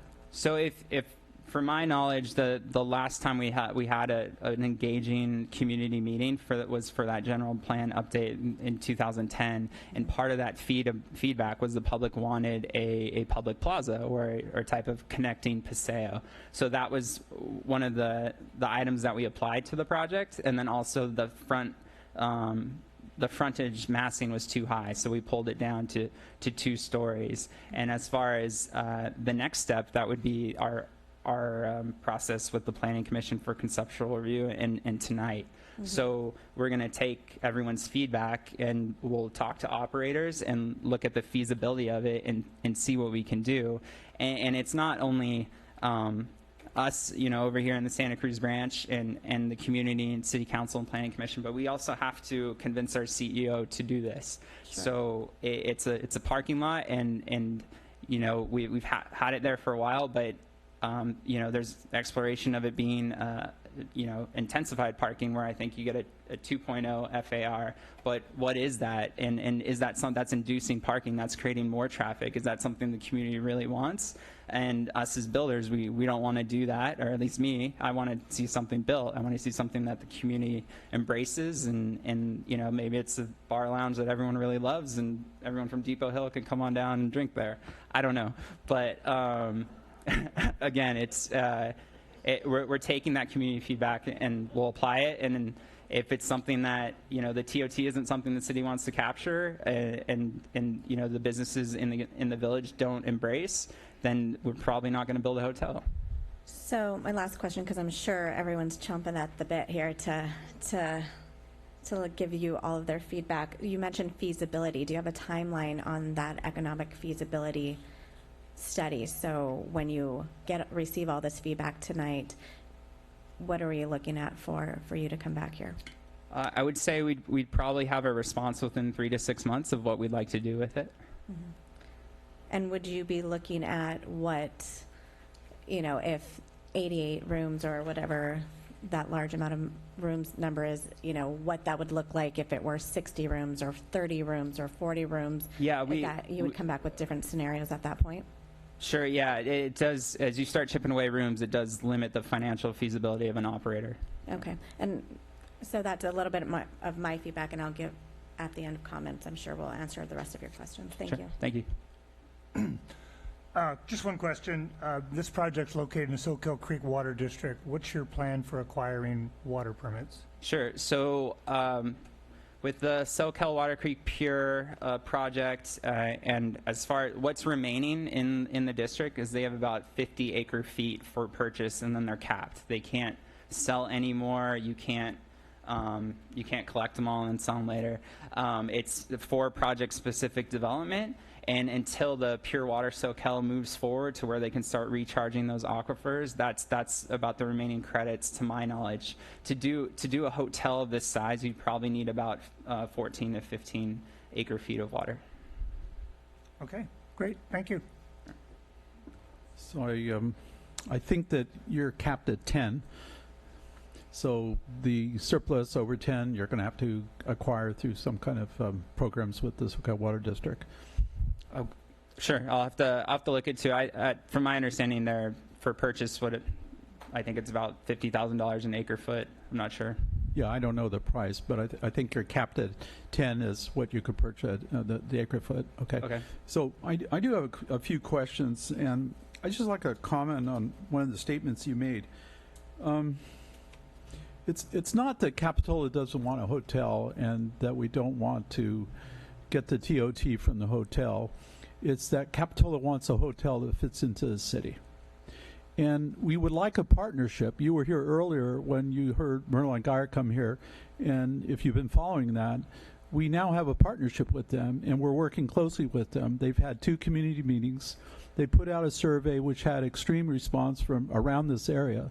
So they've reached out to the community, they've engaged with the community, and put them in front of an audience and heard comments. Not on this, but it was a lot more engaging. So this is what we like. This is what we need when we try to figure out how we're going to partner with an organization that comes in this community. It's not that we don't want you. We do want you. We want that site developed. We do. If I may, this would be part of that process for the conceptual review. If we were to submit a full-on application, we would absolutely have community meetings with everyone. Okay, so I just want to be clear. We do want a hotel. I've talked to a lot of people over the last 2 weeks, and actually before that when I was campaigning. That's not the issue. It has to fit into the city. It has to be something that adds to the city. It has to be something that fits into the character of the city. If Swenson, this is my view, This is not the council's view, but if Swenson can't provide that, then maybe we need a different developer. So I have a few comments. Oh, okay, I'm sorry. You're right, I'm only supposed to ask questions. How many parking spots are being taken away by the placement of the hotel? It's about 50 or something like that, and then maybe the ones on the street? In the private lot, we have 46 spaces. Okay, so in a sense, we have a deficit of 46, and then there's some on the street because of the egress for loading and unloading, stuff like that. How will you make up for those in the public sphere? So those currently right now, I mean, people have to pay in the private parking lot to utilize them, so I don't think they'd be considered part of the count in the village. They wouldn't be applied to the on-street parking. But still, as we said, so if we're going from 46 to 92 spaces, the delta's 46 spaces. So, and then if we're able to get up to 50 spaces there at the upper parking lot, we've gone further.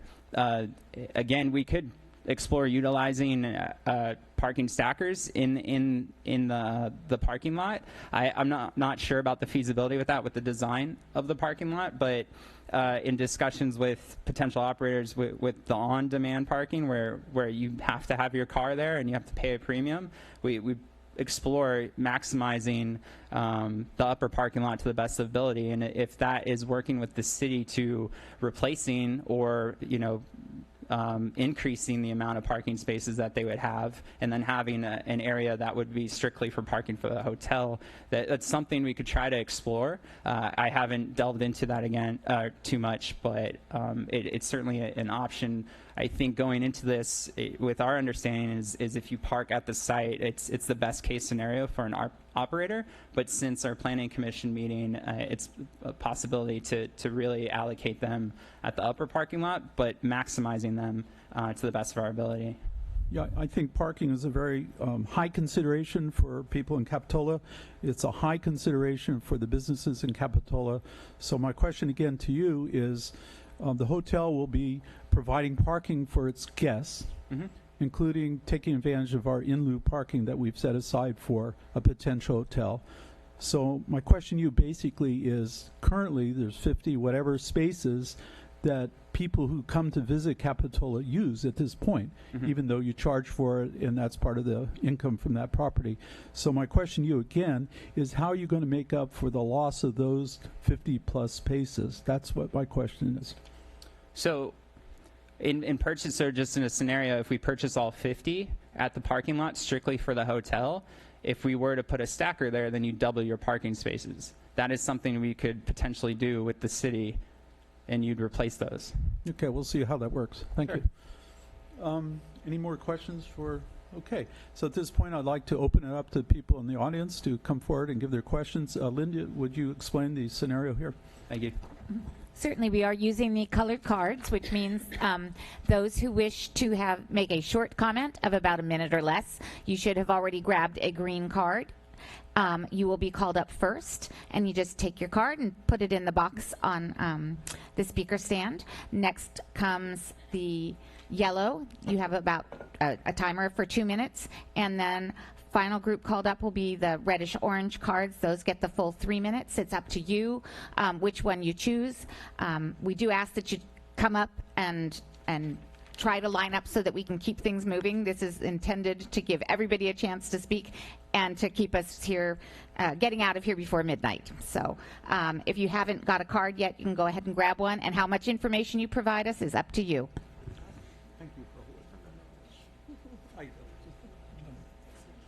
Before you start this, could you address how many employees they expect to employ there that would take parking up also? That's a good question. Okay, so we'll get to that. He did address it, yes. Yeah, oh, why don't you come up? Yes. Yes, green cards, please come. Or No, do we want to answer the question Yeah, first? I think that's a good question from the audience. Sure. So we expect to have 40 jobs, or 40 full-time positions. But again, I think the fear is everyone's thinking that 40 people are just going to drive and park there. People have shifts, people rotate, and we would, I think the operator would condition that all the employees would park at the upper parking lot and walk down to the hotel. That would be my vision. The community appreciates the extra jobs, definitely. Thank you. Okay, come on. Oh, I recognize people already. Please come forward. Mayor, council members, parking is exactly what I wanted to talk about, and part of it lands fully on the shoulders of the city. We have an empty space at the end of Bay Avenue beside the freeway that is often used as a staging area for public works, or sometimes when the car dealerships have a big flotilla come in, that they have an arrangement with the city to park them there. It is an area that is huge. It is being used at the convenience of many other things, but I think we need to look at that as I could envision a tiered parking place there so that the cars don't get on the streets, but they park there and then there's a shuttle work. Specifically for the hotel, I think that 40 might be a very conservative number for the workers. Some part-time, some full-time, but it's going to be, I think it's important that we try to use that lot up there rather than, I'm not favor at all to use an in-lieu parking space at the upper parking lot. I live on McCormick, the first street that has no parking permits, and I'm done. But please try to think about using that area up there. Well, your house gets the full impact whenever we have an event in town. I totally know that. We just talked about that about a week, 2 days ago. Yes. Thank you. Come on up, please. Anne Marie Weiss. My concern, of course, is the parking, like everyone's going to say, but the meeting room and banquet room really concerns me because I'm envisioning weddings for half of the year. So a full hotel with already no parking, which is going to have all that impact. And now we've got to get 100 to 150 wedding guests into a village every Friday and Saturday. I just think it's going to make weekends for us a nightmare for the majority of the year. I would love to see a hotel half this size without options for giant events, because I just don't think that the village is a place where it doesn't seem like the flavor of it. And I realize I'm a bit biased. I'm a junior guard mom. So I envision kids, especially at that corner, and families in this corner, using the showers and using the bathrooms and going, especially that beach, in case you don't know, South Beach is kind of where the littlest guards and the littlest kids like to try to surf. So now you've got a wedding party trying to take pictures with kids trying to carry surfboards and rinse off. I don't see how that works. Thank you. Thank you. Good evening. Good evening. I'm Dave Fox. I live up on McCormick Avenue. At the Planning Commission and also here, the applicant has talked about the size of the thing and who they'd have manage it. And I can totally understand that they want to have the biggest hotel they can because they're going to get the best lease back from that management company. But there are a ton of boutique hotels in the state of California that are doing financially very well. And I think that they could cut this thing back to about 40 units and go with one of those managers rather than a large manager. As a second thought, we don't have a down season anymore. We used to have a down season here, but wander down around right now, this is a real slow week. But normally, we're busy all the time now. Thank you. Thank you, Dave.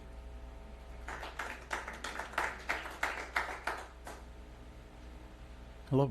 My name is Sean Fayok. I'm on the board of the BIA. I've seen a lot of businesses struggle, and I would love to see this plan move forward. I understand there are many hurdles, but it sounds like it's also amendable. Sounds like they want to work with the community. I support the plan. I would like to see it move forward. Thank you, Sean.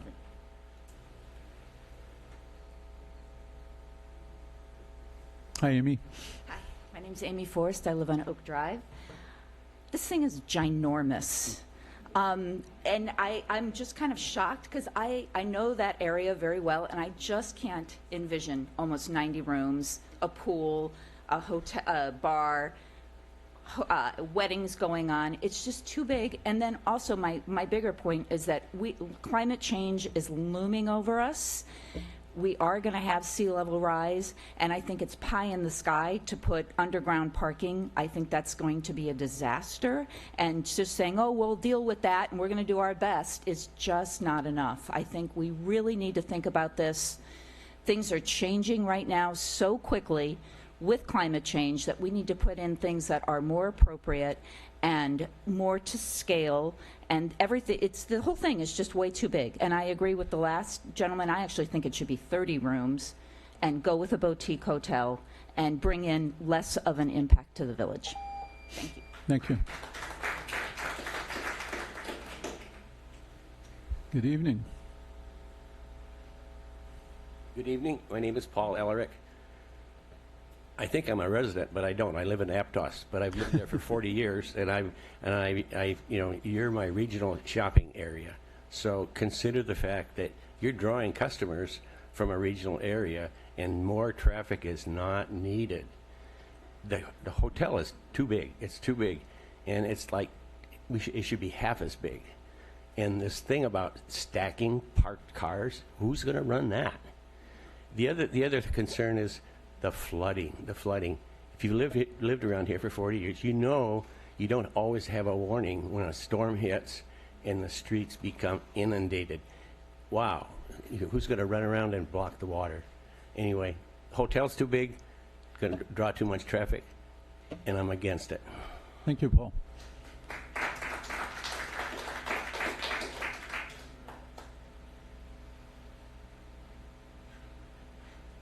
Hello, my name is Ann Sullivan. I live on Prospect Avenue in Capitola.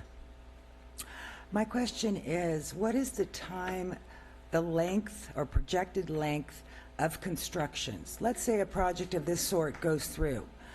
I've been in design and construction for 35 years, and I know a house can take up to a year.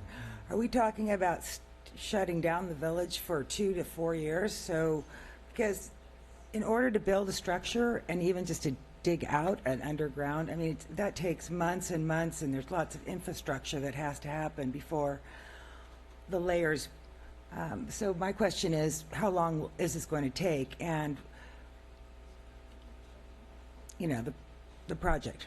Is Okay. it Thank a you 4 very or much. 5 year project? That's what I'd like to know. Okay. Thank you. Steve, don't forget that when it comes around, okay?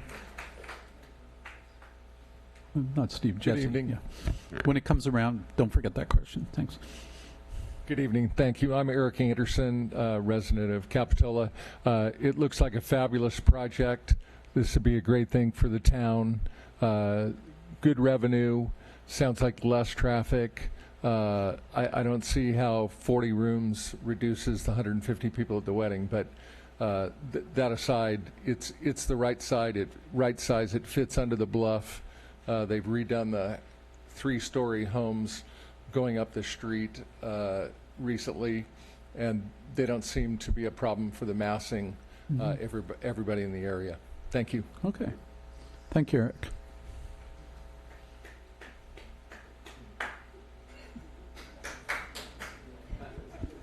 Bruce Jaffe.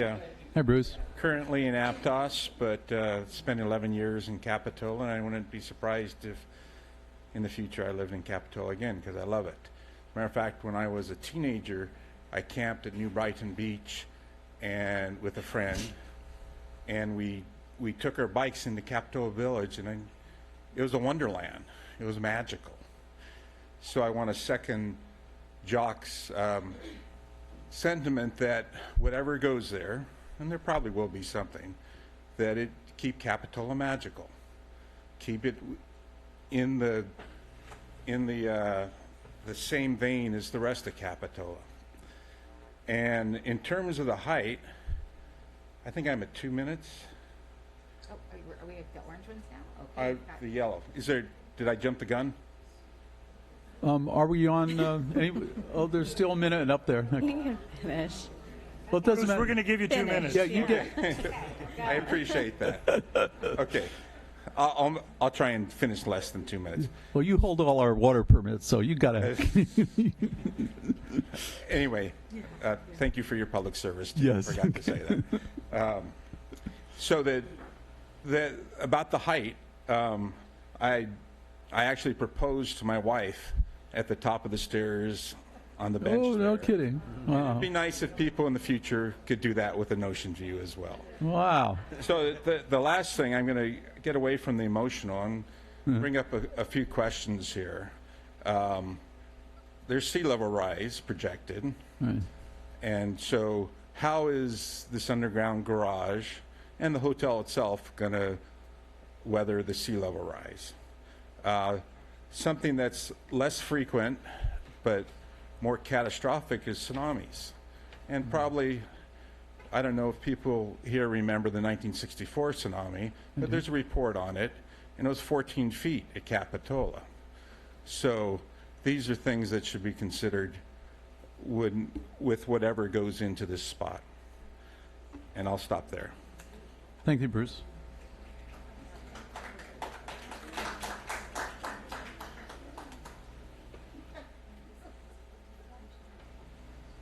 Hello, my name is Charlie Thomas. I've been a resident of Capitola for 48 years. I've been on several committees, with the Finance Committee, Hiring Committee, Risk Management Committee. Watched a lot of things happen at Capitola.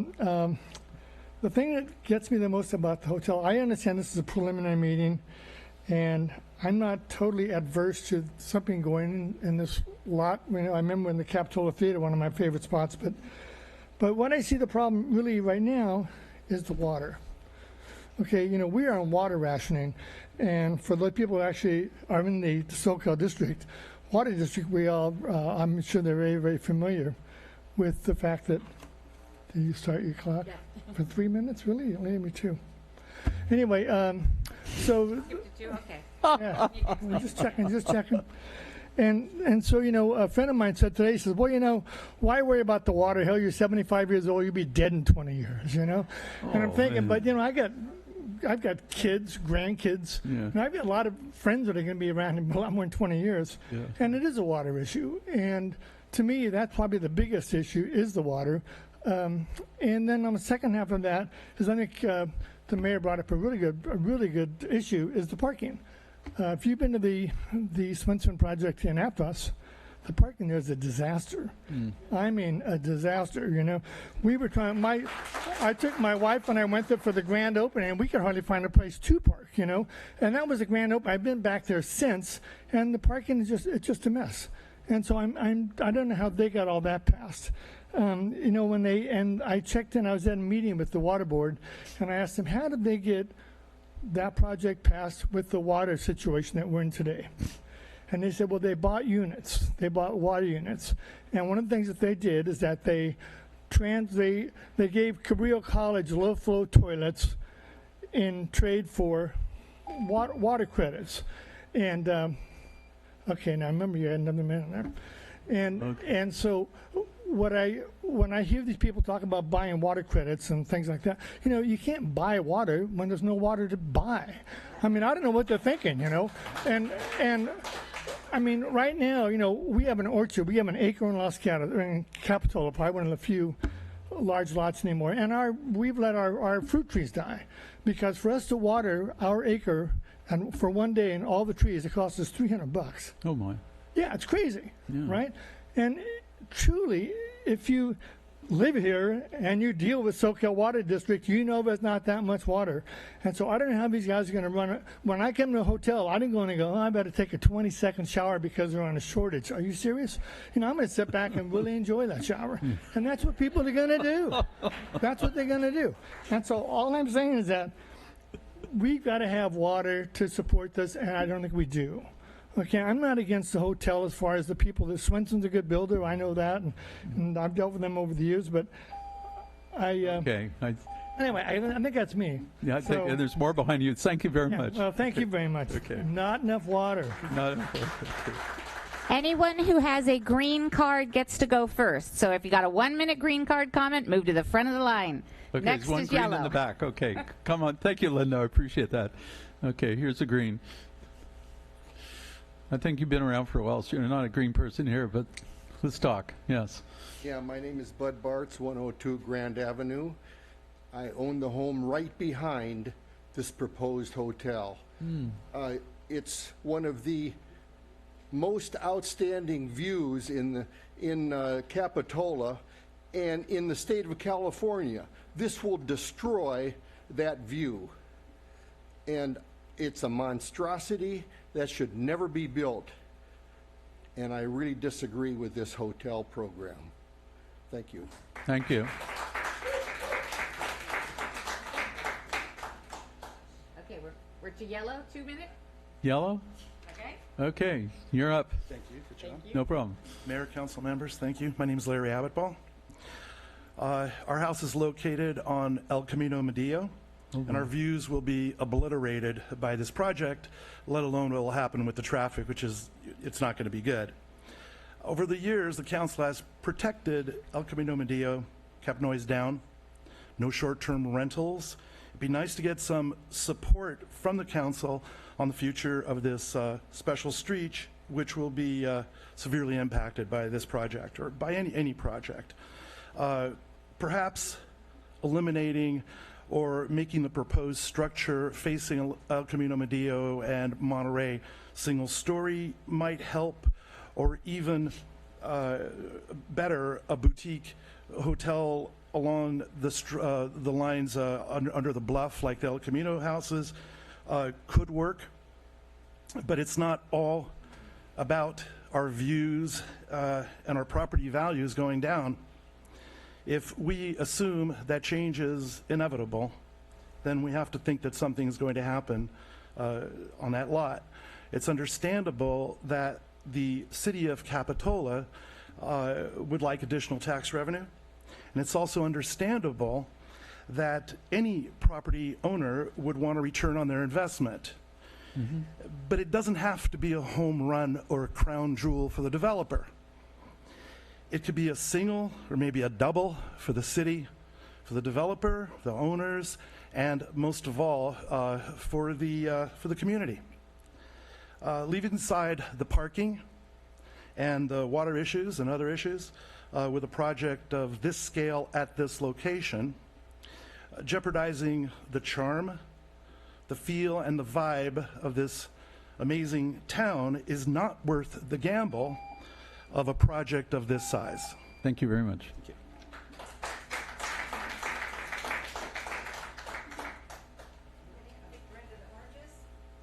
Come on up, Gail. No more 2 minute yellows?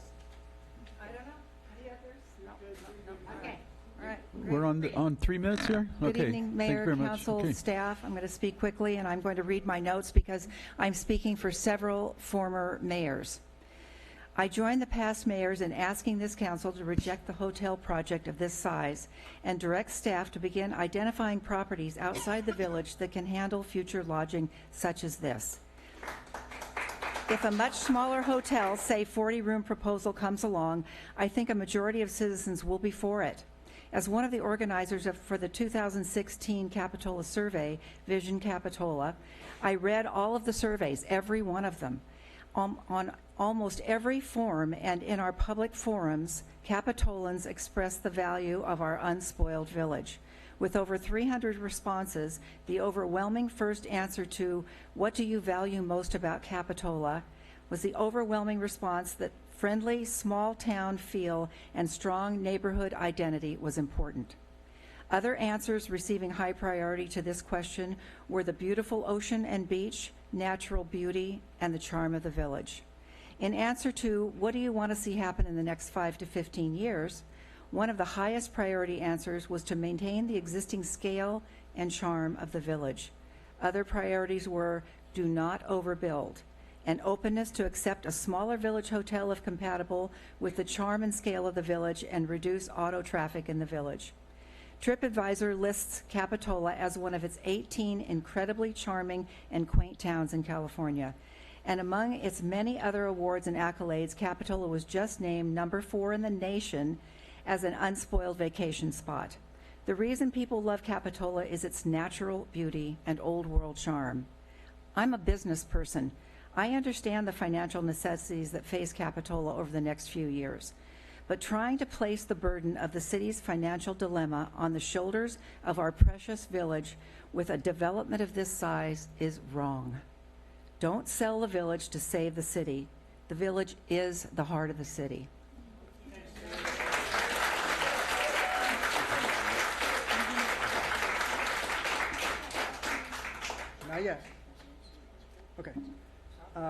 Good evening, Council.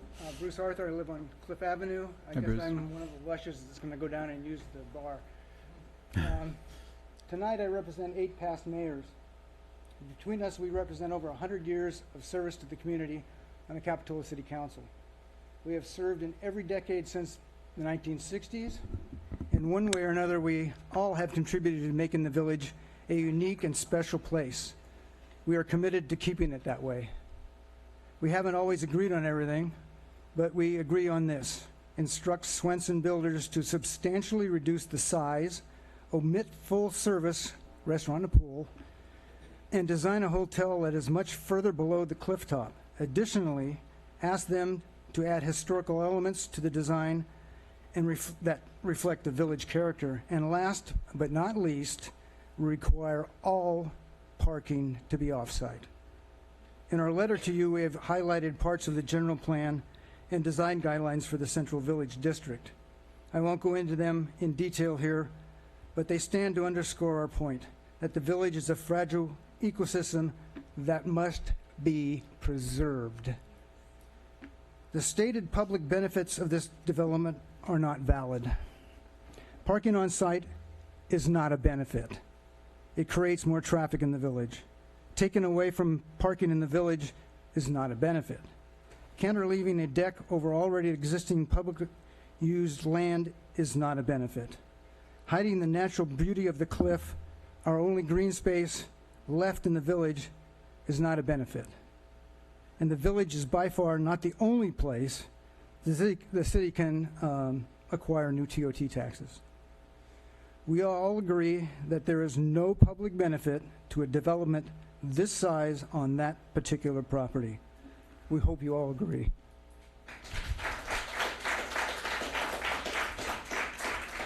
Good evening, Stephanie. Stephanie Harlan, a former chairperson of the Sanitation District. Jacques is the chairperson right now, and the structure is that the Sanitation District is made up of 3 people, the Board of Directors, 2 representatives of the supervisors from Live Oak and Aptos area, and a representative from Capitola. McRuth was also a chairperson of the Sanitation District for many years. Ron Graves was also a chairperson of the Sanitation District for many years. I don't think there's ever been a project where the Sanitation District partnered with a commercial development. There is the big force main down there underneath the bathrooms. The property is owned by the Sanitation District. The bathrooms are there maintained by the city. But I think the Board of Directors would be very leery to partner with a commercial development to have something over that property. And also, I personally have a concern about the stairway that's going down. There is not room for a stairway there. The Sanitation District needs all that parking room for the maintenance trucks. They do regular maintenance. They go down the 3 stories underground. Most people don't know it's 3 stories. They go down there and they maintain those pipes. There can be a spill there, which is not compatible with the hotel, I don't think either. And things break and they do have to maintain it. So I think you're going to have a problem with the Sanitation District. Also, the question of flooding. That water might go into the Sanitation District system, but if it overflows the Lode Street facility, as it did with the flood of Capitola, when the water went down there, it was because the manholes are not all sealed. They open, and the rainwater and that flood water went down there. Sanitation District flooded Moran Lake because of it. Excuse me. The Regional Water Quality Control Board fined them $1 million. As a result of that, they built an overflow system. Now, I'm not sure how much the overflow system can hold, but if there's a big flood in Capitola Village and it goes down to Lode Street again, goes into the overflow area, but still floods, they're going to have a big fine again, and they're going to be in big trouble. So I think they're going to be reluctant to accept that water. So I think that's going to be a problem too with flooding. Thank you. Okay, yeah. Thank you very much. Hi, Ron. My name is Ron Graves. I'm a resident of Capitola. I'd like to first discuss the seawater rise. Every person in Capitola receives once a year a tax bill. What's the biggest item on your tax bill? Sanitation District, right? It's over half your tax bill. If you put more water from stormwater runoff into the sanitary system, we'll all be paying for it. One of the other things that was mentioned tonight was that this is going to somehow better the traffic flow on the Esplanade. You're going to need 150 spaces, by the developer's own words tonight, if you add up his employees and the number of units in the hotel. 150 spaces and the cars that accompany those is not what we need in Capitola. Everybody says the boon is the TOT tax. Well, let me tell you, I've got a place where you can make some TOT money. Let's design a hotel on the Red Tree property at Bay and Highway 1. That is the proper place for a hotel this size. Thank you.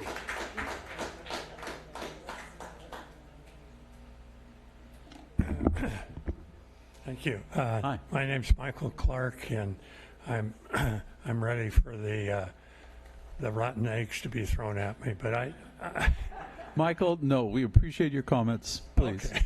No, just to let you know, Michael gave me a great tour, and I appreciate your input. So, and I'm glad you came tonight.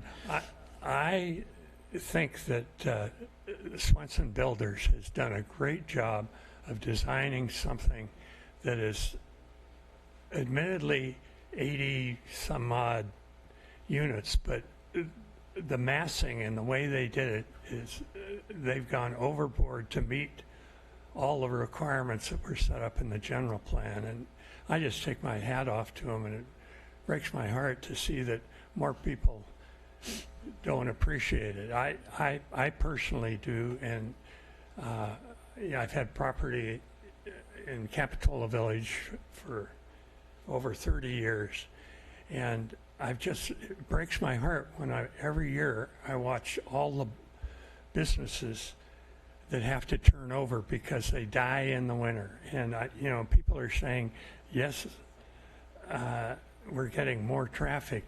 We aren't getting that much more in the off season. I'm pretty sure everybody falls off at least 50% in the off season, and that's a long time.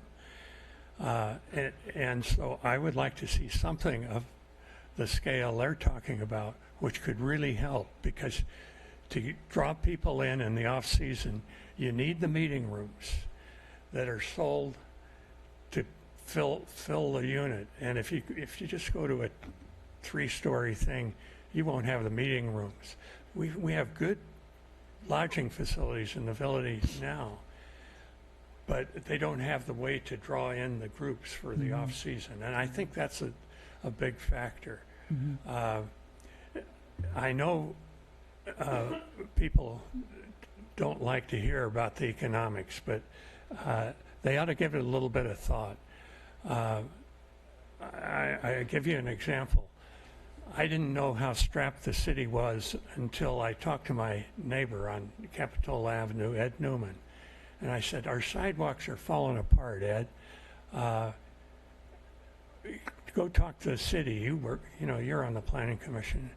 And he came back to me and he said, Mike, they don't have the money, but they will if we tear the sidewalks out and repair them ourselves.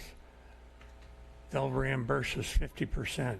And I thought he was pulling something on me. So I looked up the city sales tax, because everybody thinks 41st Avenue is a boom. I looked up the sales tax. The city gets 9%. Charges 9%, but they only receive. Okay, Michael, yeah, we Gotta leave. Yeah, you do, but I think finish your point, please. Can I just finish the one sales tax? Please. Yeah, the sales tax is 9%. 6% of that goes to the state. Most people don't realize that. The state sucks that back. The special districts get 2%, right, and the city gets about 1%. We don't get much of that. No, and so that's not the big boom. Property tax is not either. They only get 14% of the property tax revenue. The state takes the rest, they reimburse it. Okay, thank you. It's really important to think about some scale so that you can pay for things. Thank you. All right. Okay. Hi there. Hi. Hello, friends, neighbors, and city council. My name is Shannon Granis, and I speak for Mark Hatcher, my partner, and we live at San Jose, 310 San Jose Avenue, and we are analyzers, so brace yourself. The Capitola Village is a unique community with significant interdependencies. We all must live together. Given the history of attempts to develop the same site with the hotel over many years, the community interest and the governance obligation of the city, all parties are perched on a three-legged stool with this project failure and long-term ramifications if any leg is cut short. Transparency will achieve optimal outcome at the lowest cost for all, which is what we want to achieve. We want fairness to all parties, reduce time in decision-making, reduce costs in taking lessons learned from previous investments and developers. And we want recognition by others wanting to do business at Capitola, such as the 41st Avenue Mall and other large projects which will attract additional quality developers and projects, all which create economic vitality. We have recommended a few questions that may help shape the discussion. What pre-existing guidance studies, commission, council, or agendas records exist from city records for the same intended project at the same developer on the same location? Because it's been done many times before. What independent city records affecting related conditions, including traffic, parking, coastal impact assessments, public service threshold studies, and economic impact studies exist? Can city staff define intended progress, process, and governance workflow, including anticipated timelines, including permits, impact reports, approvals, and what is required to give construction final approvals regardless of any jurisdiction? And there's many jurisdictions that are involved. Can the city staff define objective criteria for evaluating unresolved conditions? What is the intended process to convert transient day visitors to multi-day visitors without adverse effects on beach occupancy density? How will the project reduce traffic and parking problems as required and not add to our problems? What Coastal Commission Land Use Plan and Coastal Act requirements necessitate updating the Coastal Development Permit approval criteria for this project? What is the quantitative economic impact on Capitola, which is our city? Suggested next steps for our city. Create a records portal that includes the following categories, so city staff, developer, and community can properly orient themselves to previous lessons learned from the same intended development on the same space as we've heard before. Records would include independent city records relating to the construction of a village hotel. It would include traffic, parking, environmental impact, economic impact, both positive and negative, city service and infrastructure, including those provided by third party, including the water permits, define dependencies for projects this size, maintenance of our village charm and character, defining a business process workflow so that the city and community doesn't feel the impact of this. We'd like to establish a model that would make a hotel scalable to what the city can absorb. A large city or a large hotel, the city cannot absorb. A middle, maybe the city can absorb. A low end, maybe the developer can't absorb. But what can the city of Capitola absorb? Not the developer. Thank you. Thank you. I think you sent me a 3-page email. Yes, we did. Yes, I remember that. Yes. Hi, Molly. Good evening, City Council members and Capitola community. By now, we have all thoughtfully and thoroughly studied the proposed hotel development at 120 Monterey Avenue. We have read and listened to the many informed concerns and comments from residents, former mayors, close neighbors, visitors. We have also listened to the applicant and examined their proposal. And we hope the applicant has listened to us. Each voice in opposition, whether it addressed the incompatible size and massing of the hotel, the substantial loss of precious parking, the vastly increased traffic and congestion, the additional water usage, the threat of sea level rise, the viability of our scenic resources and affordable public access, each of these objections are valid and have been expressed by all corners of our community. Many have also questioned the TOT income projections. Not only have Capitola citizens weighed in with unity in our opposition, but the California Coastal Commission has also noted numerous shared concerns regarding the future of this project. Your community, the Coastal Commission, and now you, the council, must respond decisively and clearly.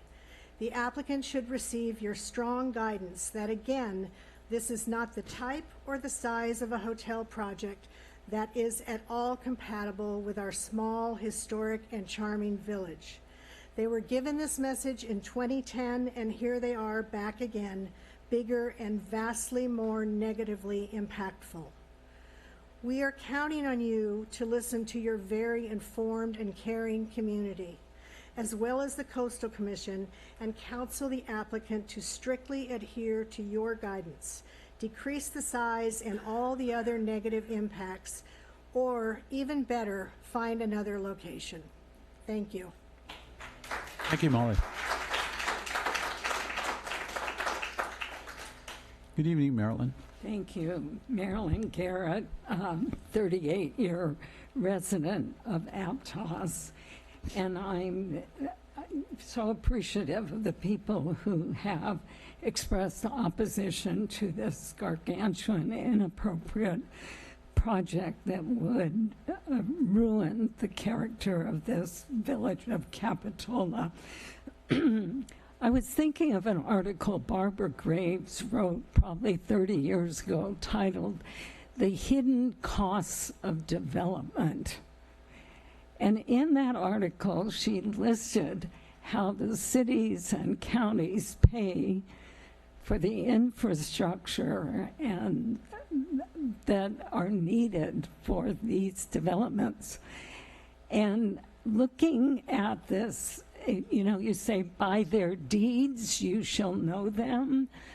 Look at the history of Swenson's projects. The Aptos Village project it could be called Svensonville or Silicon Valley South. It's humongous. I heard a talk called Aptos Village Project, Destroying a Community, and I feel that's what's happened in Aptos. As a frequent bus driver, I learned that the bus location change there by Trout Gulch and Soquel Drive was taxpayer money. Taxpayers pay for much of these developments that benefit the profit of the corporate and the developer interests. That's not what cities and counties should be doing with taxpayer money. The fact that this is in a floodplain and the oceans are rising makes it a disastrous location. I would like to see this not go any further. I think actually there should be prohibition of development along the coast where we know everything's going to be flooded. We don't know how soon, but it's coming. So those are my comments. Keep the village nature of Capitola, listen to the community members, and do not let this disaster proceed. Thank you. Thank you, Marilyn.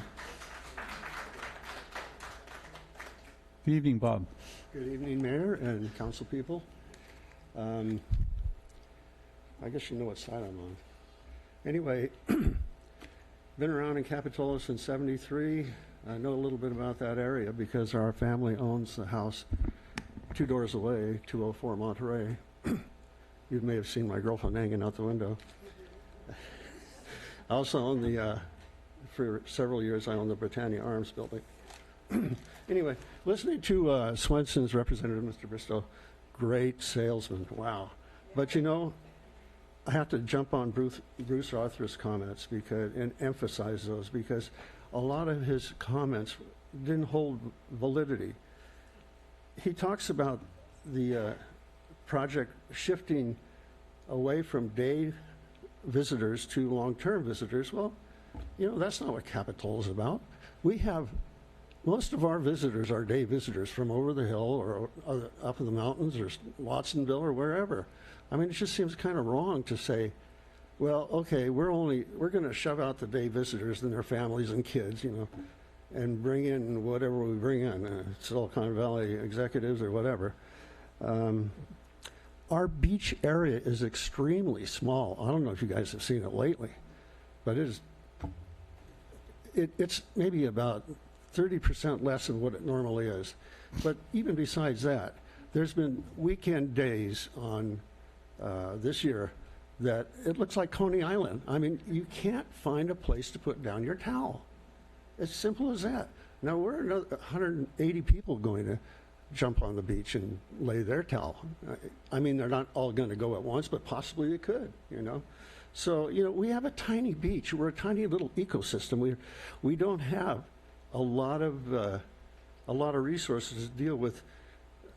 It's like putting 10 pounds of fertilizer in a 5-pound bag. That's basically what it boils down to. Let's see. There's been no mention of delivery trucks, which are a real pain down in the village. I don't know if you guys go down there much, but they take up all kinds of spaces. What else? My real reason for coming here tonight, was, besides addressing the letters I sent you guys, water. Water is that should be on the top of our agenda. And any council member who is not equipped to understand the basic terms of the water and the conditions of our water shouldn't be voting for this. Okay, you've got to educate yourself. But more importantly, a drought's coming, okay? All the scientists will tell you that. We have global warming. We have, as I speak now, storms bashing the East Coast. Hello, does it ring a bell? Okay, Bob. Oh, you know, did we forget about the wildfires? Those are a result of the drought. That's a direct result. And a drought's coming again. Okay, thank you, Bob. Okay. I appreciate it.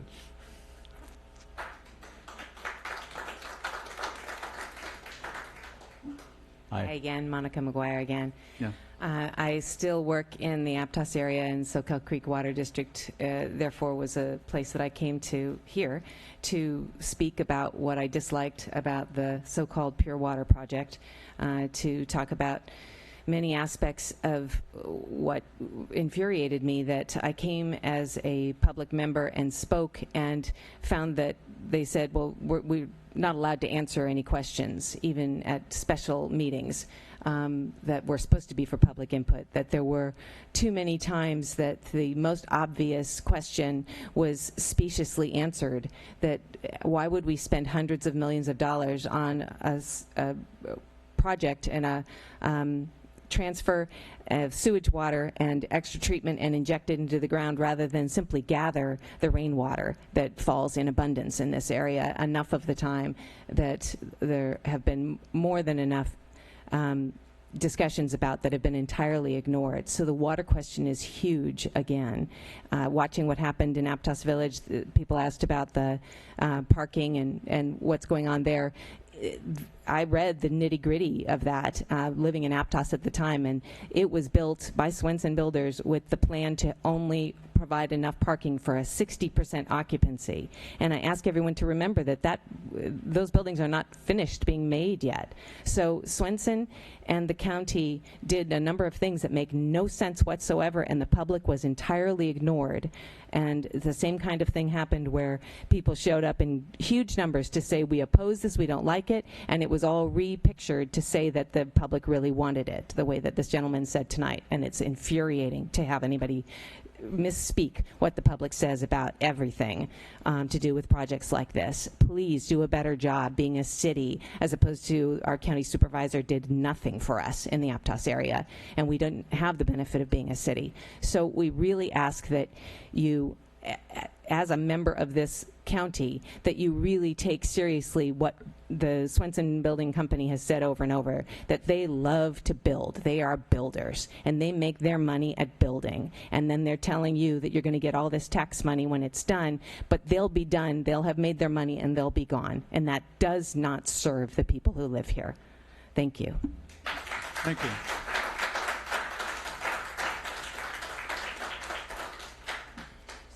My name's Alan Gable. I'm a relatively new resident of Capitola. I've lived here for 6 years. Beautiful village. I wasn't going to speak, but it strikes me that the thing that I haven't heard that I really thought I was going to hear tonight is if we really want a hotel, we do want to bring people to the village, we want to stimulate new business in the village, we have a super opportunity in the development of the mall, right? The mall is dying, we know that. We have that huge space there. We have an opportunity, if we want to build a really nice hotel there, to build a mixed development, to build shopping, to build restaurants, to pull people into the village, to have a transportation-free system that will move people from that center down into the village. And nobody's talked about that tonight. And that really surprises me, because if we do want a hotel in the village, if we do want to bring people in, it seems to me the mall site is a perfect place to do that. Thank you. Thank you.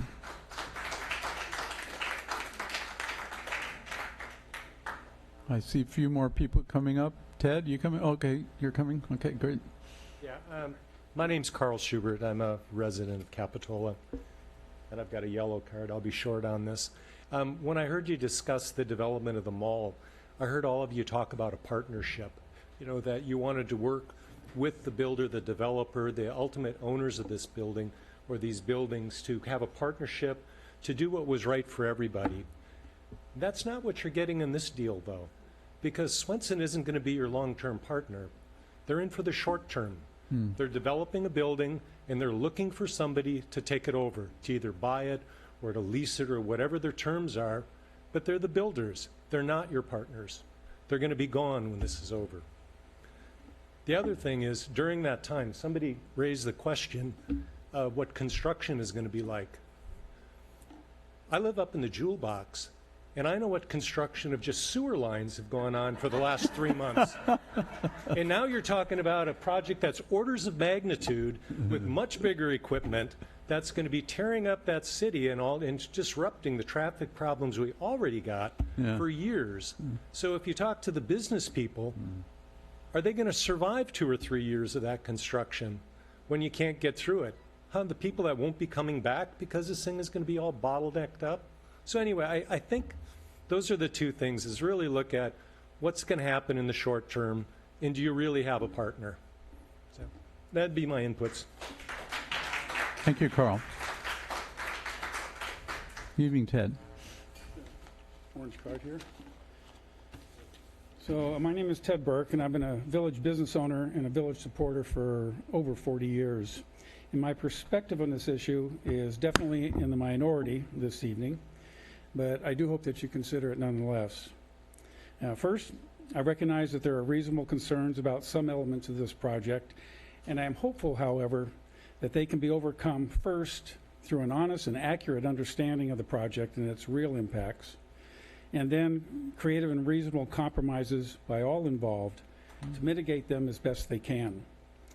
I honestly feel that where there is a will, there is always a way, and I am hoping that there is such a will here from both sides, a community will.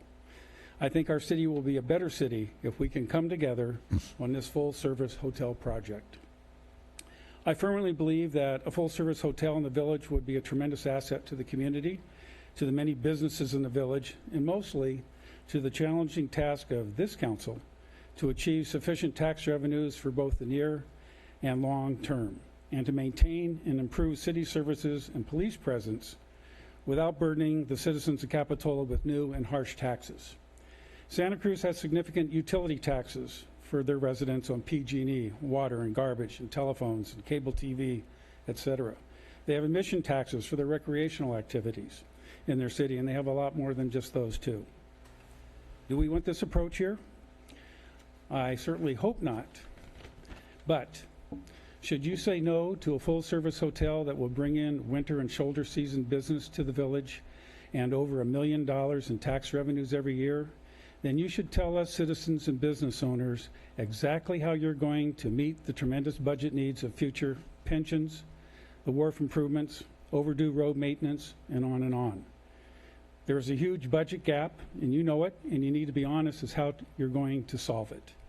Logic would say it has to be either through reduced services or more taxes, or a combination of the two. I'll be interested to learn what your plan is.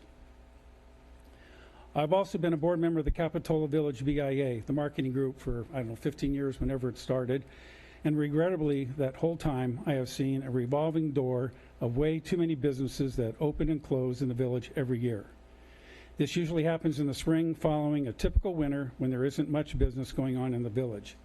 And this is more than just a cold statistic. This is heartbreaking for those people involved. They lose everything, their finances and their dreams. And of course, I'm well aware that small businesses do fail for a variety of reasons. Too little capital, too little experience, or too little expertise. But in Capitola, you can add to this list too few winter visitors. Please continue. May I finish? Yes, please. The Village BI does a wonderful job of promoting visitors to our village and all that it offers in the way of activities and shopping and dining and accommodations. However, it does not have one full-service hotel to offer the public in order to entice business travelers over the winter and shoulder seasons to choose Capitola as their destination. Yes, we have alternatives here, a small handful of lodging establishments that are more boutique-like, and they are true village assets, and they all really do a wonderful job. And they do bring in people who spend their travel dollars here in Capitola. We are grateful for every single one of them. However, none of them, none, have the number of rooms that are necessary to accommodate group and business bookings that usually meet in the off-season months. Such a hotel, as proposed, means year-round customers for Capitola Village businesses, year-round jobs for Capitola employees, and most critically, vital year-round tax income for Capitola paid by visitors and not through the higher taxes from its residents. In summary, I believe it is time for Capitola leaders to recognize that times have changed since the old Capitola Hotel burned down, and it needs to act creatively and boldly to create a viable year-round village destination for visitors and group travelers. We shouldn't fear such change, but rather we should welcome it and then harness it. Thank you. Thank you.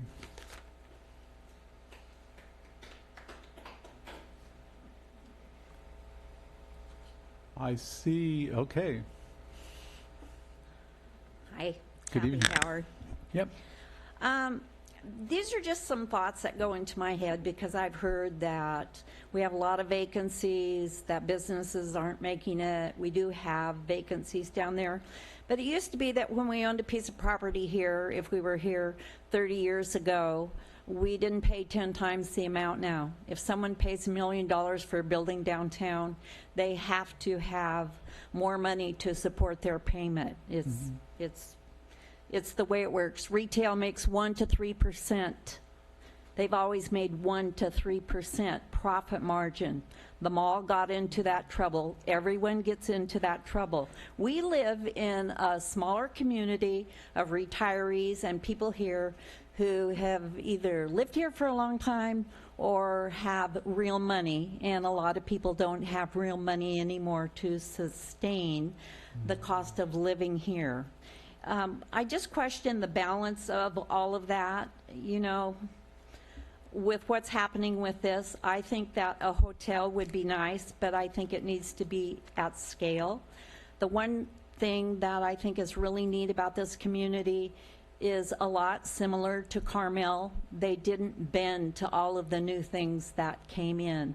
They didn't all have to have new sidewalks and this and that. They kept the character.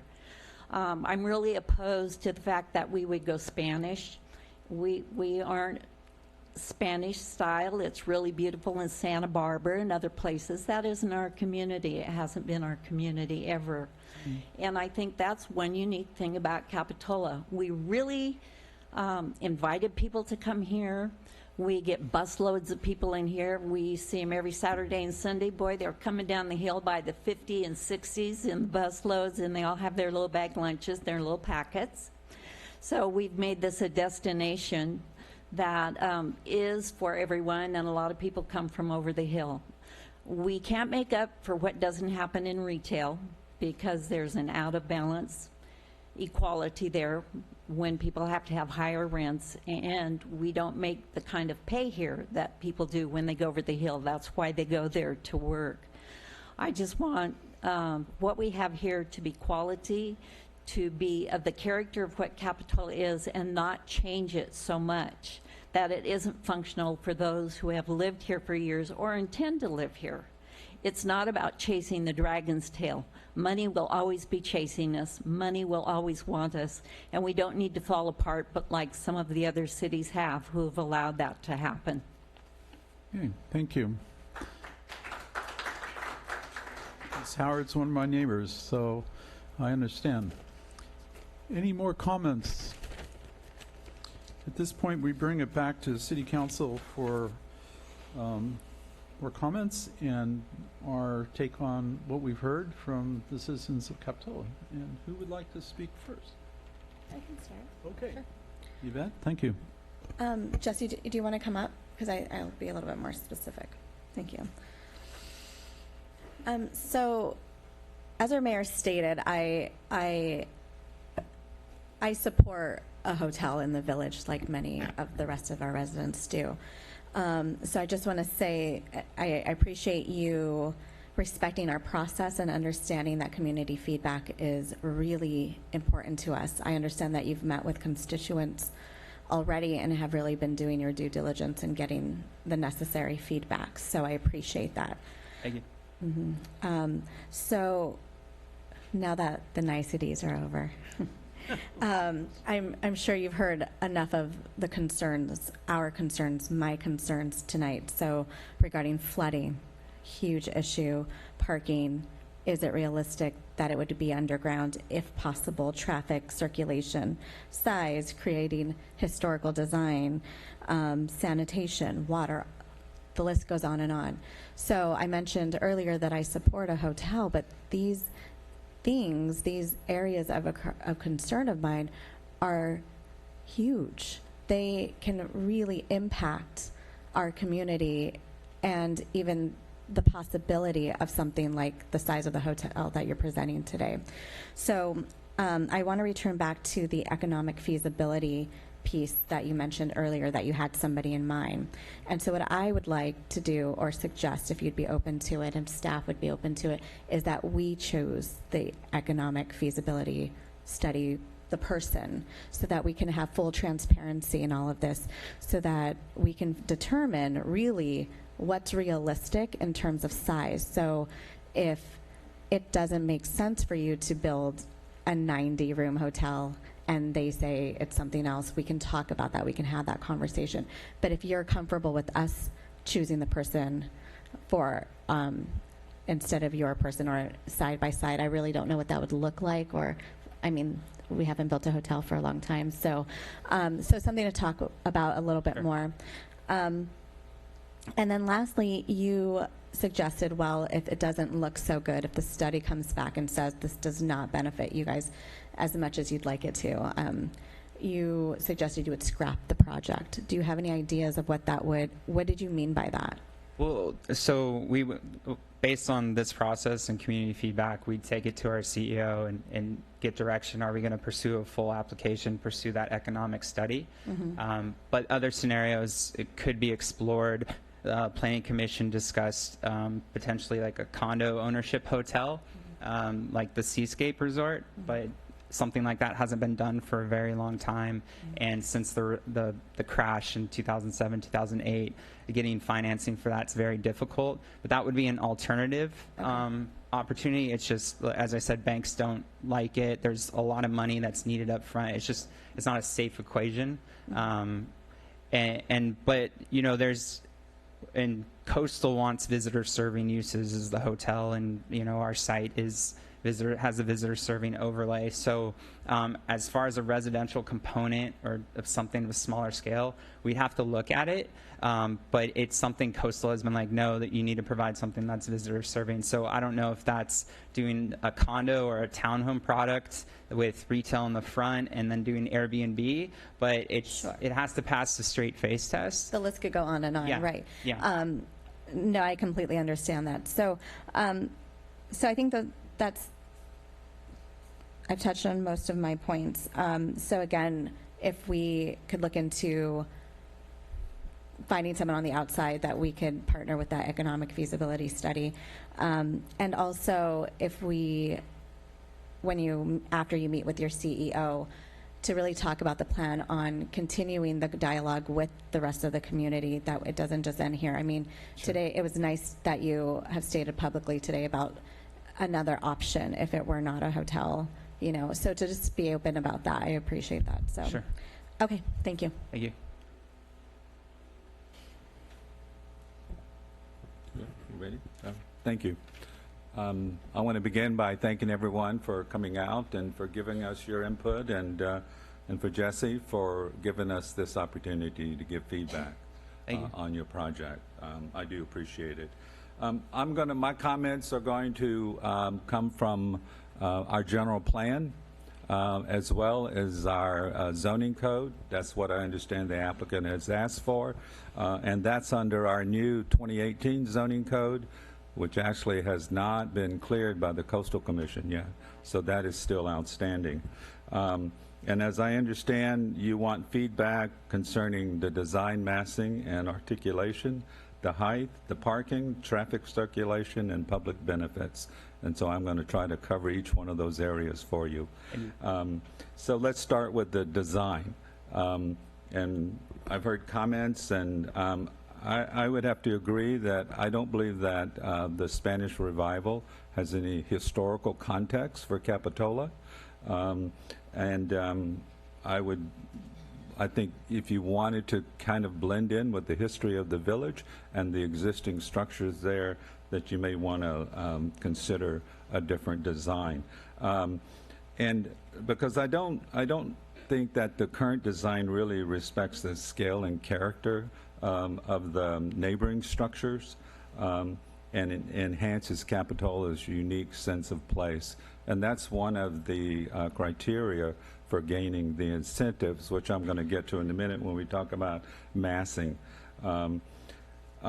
And I would also encourage you, I mean, one sense that if you have a single overarching design, it tends to really stand out, and it tends to overwhelm the other structures in the area. So you may want to consider and think about, are there ways to break this up so that it looks like more of the historical context of Capitola? So I don't know that it has to be constrained to any one design, but I get that there's cost factors associated with that. So now let's go on, and maybe we'll consider that the design and articulation, but let's talk about the massing, which is, I think, one of the major issues here. Under the proposed zoning code, this is judged by the floor area ratio. The basic floor area ratio is 2.0. And with a square footage of about 28,900 and so square feet, at that base standard, you're going to be constrained to about a $57,000 square foot hotel. And I get that you want to qualify for the incentives, which would get you to the 3.0. So I'm going to get to those incentives, and I would have to say that I don't believe that the project as it's currently presented would qualify for those incentives. And here are the reasons why.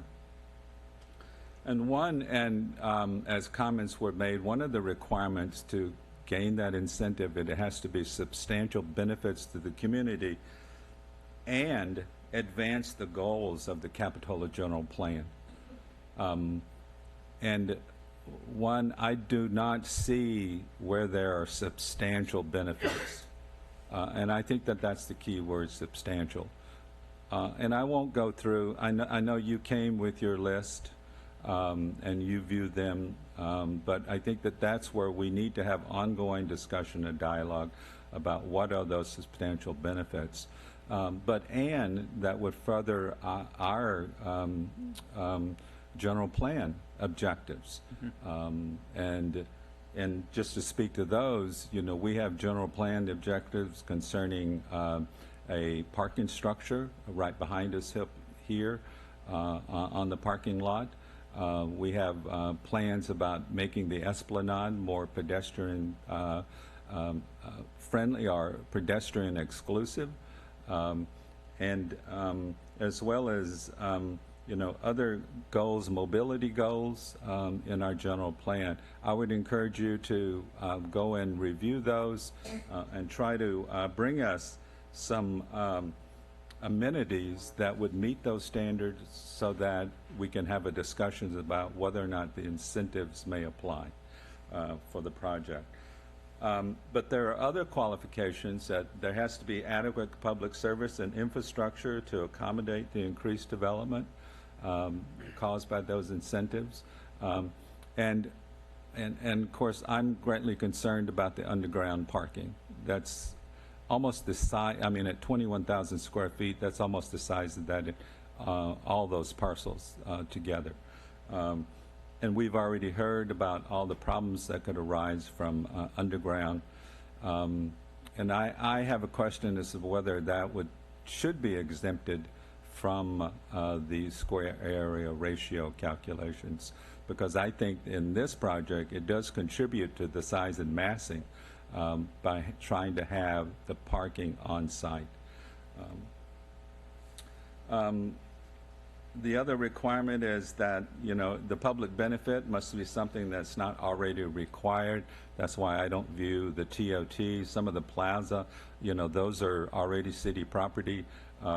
And I don't view that those would qualify as public benefit.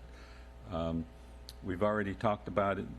Another requirement is that it has to respect the scale and character of the neighboring structures. And as it currently designed, I don't believe it does that. One thing about the massing that I noticed, it seems to be heavily shifted toward the El Camino Medio side of the project, and which kind of creates a canyon in front of them. Whereas on the beach side, it's all open. So it seems to be shifted toward that neighborhood. And I would prefer to see a design that was maybe more balanced between those, so that's not impacting those particular neighborhoods on El Camino Medio. The other requirement is that it will contribute to the economic vitality of the village and support an active, attractive, and engaging pedestrian environment. On the economic vitality, and I think this is also coming up with Councilwoman Brooks mentioned about having an analysis, a pro forma about what are the economic viability of the project and vitality of the project. And I would say that the city would also want to have its own consultant reviewing those as well, so that we can see, because I think if there is going to be a hotel, we all want something that is going to be successful. And then there's reference to the design minimizes impacts to public views of the beach and village from vantage points outside of the village. And that's kind of related to the height of the project. And I think for the most part, you meet that. However, the Coastal Commission has already kind of flagged to us that they would like to see this project be limited to 10 feet below the edge of the bluff. Mm-hmm. And so we still have that to deal with, and you may be confronted of having to comply with that. So I just would want you to keep that in mind. And the last element is that parking for the hotel is provided in a way that minimizes vehicle traffic in the village and strengthens the village as a pedestrian-oriented destination. Jesse, I just don't see how this project does any of that by having all the parking, the guest parking, on site. I think the only way you accomplish that is to have all the parking off site, at some other location. And because I can assure you that in many of the busy season, your guests will not be able to get to that hotel. And you're not going to have happy guests coming in because they've had to wait in traffic up on Monterey or other parts of Capitola. So I think it's in our interest to maybe look at off-site parking and a more creative approach to getting your guests to that location. And I believe it can be done. Look at the Shadowbrook, how they convey people from their parking lot down to the restaurant, the trolley on rails. And so I would encourage you to go back and look at maybe more of those creative approaches. And if we're going to make this meet our goals of having a pedestrian-oriented project, I think that we need to have the parking off-site. Or I should at least say more focused to being off-site and not the way it is.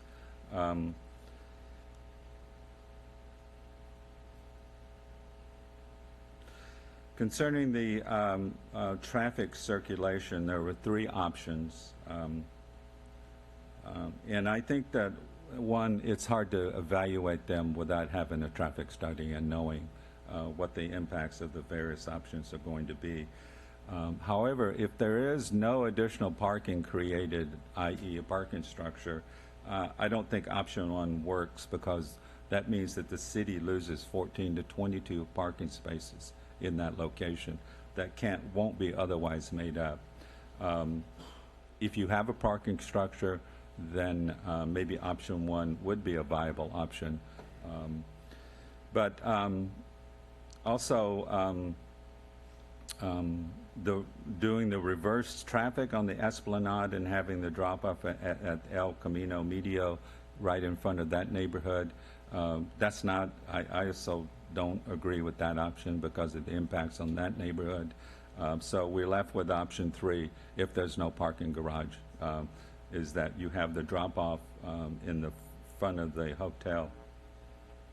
Concerning what kind of public benefits may qualify for the incentives, as I mentioned, they're in our general plan. We reference efforts to have a parking structure that would allow us to remove the lower parking lot, and so that can become available for the entire community as a public space or as a park or some other use. And as well, being able to look at having parts of the Esplanade being pedestrian only. And so I would encourage you to look at our general plan goals in that area as well, and to see if you're able to develop a project that meets those that would qualify for the incentives. But as it is now, I don't see that it would qualify. Thank you. Thank you.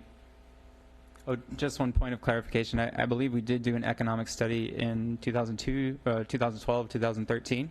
So it would certainly need to be updated if we were to utilize that, but we do have that. Right, that would be a good start, but I imagine a lot has changed absolutely. Since then. Absolutely. And so possibly to update that if that did exist. Yeah. Sure. Thank you. Hi, Jesse. Not sure where I want to start. I think I'm going to start with a visual. I'm going to look at the hotel on the wall over there, because I love that picture, because what I love about it most is I don't see the Grand Avenue apartments on it. And that's what's something that I think makes this town look great. A lot of points to bring up. I feel like there's an abundance of fear in the room. I didn't hear a lot of things about how we could build a hotel. It was more focused on why we shouldn't build a hotel. And I think, in my mind, there's a lot of reasons why we need to look at this. I think that we need to pay attention to the surrounding times, what's going on around us. It's not just about financial, but financial is certainly a big part of it. Having an opportunity to build. Capitola doesn't build homes. Capitola doesn't build car lots. Capitola doesn't build hotels. Developers build homes. They build car lots and they build hotels. We can want something as much as we desire, but we don't have the choice to do that. Has to take a developer that's willing to take a risk to come in and do something. The project that we have going at the mall right now, we had owners of Macerich that wanted to do absolutely nothing at the mall for years. And we got a new buyer that was motivated, wants to put a lot of money, and that's why we have this partnership. It's because somebody has an interest. So we have somebody right now interested in building a village hotel. And I think what we should be doing is taking the opportunity to encourage that relationship. I think if we just automatically say that it's too tall, I mean, I think I have a fortunate caveat here. I was probably the only one here that sat on the general plan committee and that was also here to adopt the general plan. So I went through the whole process, start and beginning, and what I see on there is that the adoption of the general plan? That was on the general plan. No, adopting the general plan. I said adopt on the committee and adopting it. So the point is that the provisions in the general plan allow for this structure. The general plan says that it had to be below the bluff. The design is below the bluff. I don't know why we're trying to move the goalpost on what the general plan intent was. What the building design has right now meets the goals of the general plan. With regards to the changes of the FAR, I think some of the points Sam brought up were valid, and some of them I don't think are valid. I think that the only one that I feel was lacking, if we're going to go to the guided request here, is the public benefits. I think that there could be more done to do public benefits. I think there's been a little bit of an outreach or a hint about something you could do to enhance junior guard facilities or some kind of surf storage or something that would make the beach possibly more usable for the residents. When I say the beach, I'm talking about some kind of beach storage facility that would do something, because what we have now is we talk about our beach, and what our beach is it's a popular beach used by everybody from all over 3-4 neighboring counties who come here, use our beach, leave their trash, and go home. That's what they do, because it's a beautiful town. We all know that. We live here. But what the hotel is trying to do is encourage the overnight visitor, and the big difference here is and I spent 4 years of my life on the Parking and Traffic Commission, and what this is going to do is Swenson owns a parking lot. If they were to all of a sudden shut down that parking lot, then there would be less cars in the village. But the fact that they run that parking lot and that cars go, and we see this, they don't go in there and park and stay all day. They're in and out. I think he had some number up there of 247 trips. The hotel is not going to generate 247 trips. When you go to a hotel, you go, you park your car, and you stay. If it was somebody was talking about apartments in the Barry Swenson facility in Aptos. Those are apartments. It's a whole different thing. It's your house. People come over. We have visitors. You have a Super Bowl party. You don't do that at a hotel. This is a visitor that comes, parks their car, stays, and guess what else they do? They go out into the village and they spend money at the businesses and at the restaurants. Somebody touched on this, and I think it got cut off, but I want to highlight this because we ignore this. We don't pay attention to any of the facts. What we do is we spread fear and innuendo, and the facts are 2017 to 18, 24 new businesses opened and 26 of them went out of business.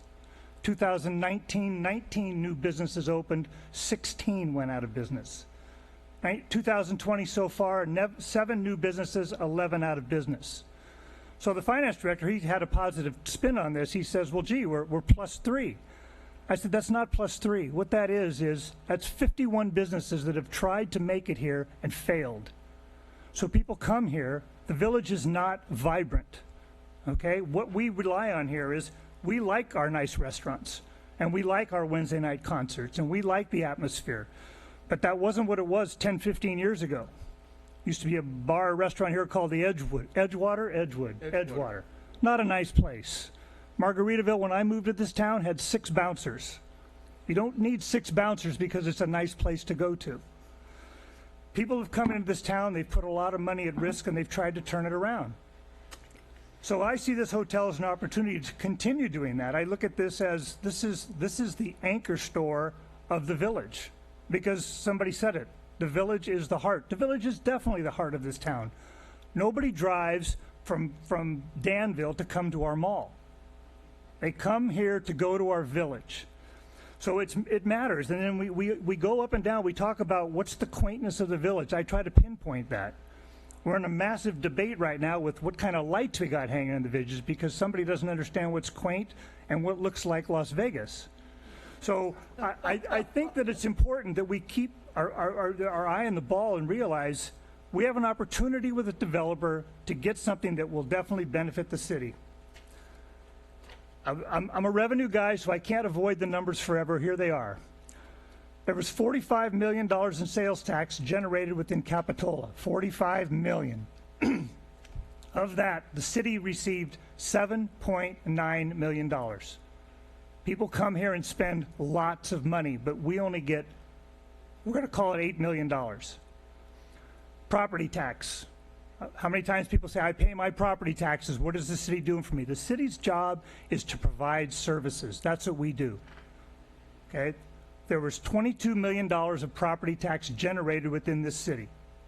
Of that $22 million that was generated, $1.7 million comes back to the city of Capitola. That's it. 1.7 million, 7%. For every $100 you send in your property tax, we get $7.47. Using average income, Capitola residents paid $58 million in income taxes. It's a wealthy city. People's homes are worth millions.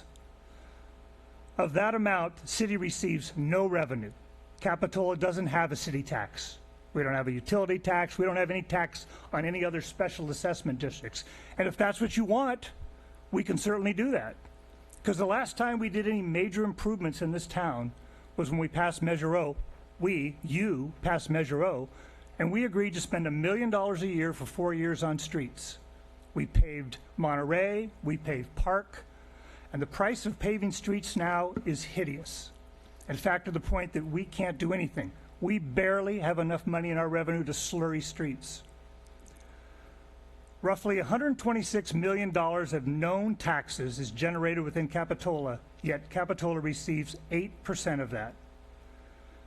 Capitola spends $16 million annually to provide services. That's what we do. We provide services. If you consider there's approximately 3,000 residences in our town, that would mean that the revenue from sales tax, or not counting revenue from sales tax or TOT tax, each household would need to pay $5,000 a year if we didn't have these alternative sources of income. And I think Ron Graves mentioned that the highest thing on his tax bill was his sanitation bill. I guarantee you, I bought a house a year ago, and that's not the highest thing on my tax bill. I'm paying what's called real taxes, okay? And it's a shame because only a small portion goes to benefit the city. So somewhere along the line, you have to realize that I think our employees in this town are probably the worst paid in the county. We've had project managers, we've had department heads leave and go to other cities because we can't keep employees here. So the financial issue does come up. And here you have something like TOT tax. TOT tax, we get 100% of the money. State doesn't touch it, it comes to us. A hotel in the village would be a great boon. A hotel at the mall would be a great boon. But the thing is, we can't make the mall developer build a hotel. We can't make anybody build a hotel. We've got a hotel operator on 41st Avenue. We'd like him to do another one. He's a great property manager.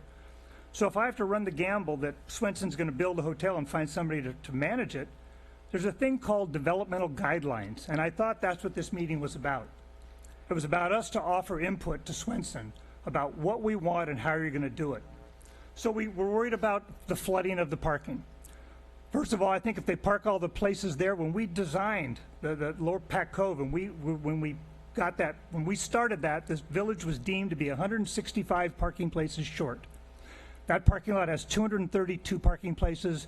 Ergo, we had a surplus of roughly 60, we're going to call it 56, that we committed to a hotel developer. If they put those 96 underground, which is done all the time, all across the United States, all across Europe, it's the future. It's the way people stack cars.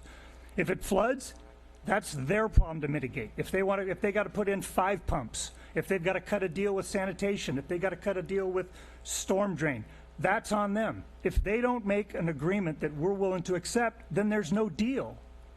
But we should be giving them guidelines and input about how they can bring us a project that benefits us all. Because I guarantee you, I would go down there and into the bar and have a drink. I would have my friends when I bring them into town, just like I bring them to Paradise and I bring them to Shadowbrook, I would take them to the hotel. It would be an asset to this town. It was an asset when it was on that wall. It's when Capitola welcomed people, and that's what we need to get back to. So it shouldn't be looked at as a negative. The water credits, first question I asked about, because I'm concerned about that. And I'm aware that we have a water shortage. But I'm also aware that SoCal Water has some ingenious people working on pure water. There's ways that we could recycle our water. What a concept. It might work. So it might solve us out of our problem. So I don't want to hold them hostage for that. If they can buy water credits, I believe there's also, correct me, City Manager, we have surplus water credits from Pac Cove that could be allocated towards that project? We do. Thank you. Okay, parking and circulation, I talked about that. One option I did like, it wasn't on there, I'm going to call it option 2A. Is it possible to get a picture of option 2?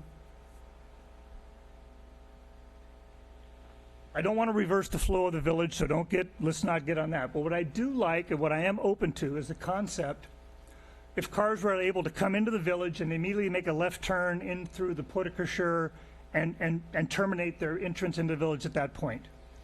It would only require the loss of about 4 or 5 parking places and would allow that those visitors to the hotel would be able to come in, park their car, done. So that's something I'd like you to explore about a possible left turn entrance into that. Water availability we talked about, shape, height, and massing. I just want everybody to know that we already have a 5-story building in this town. We don't think of it as that, but it exists.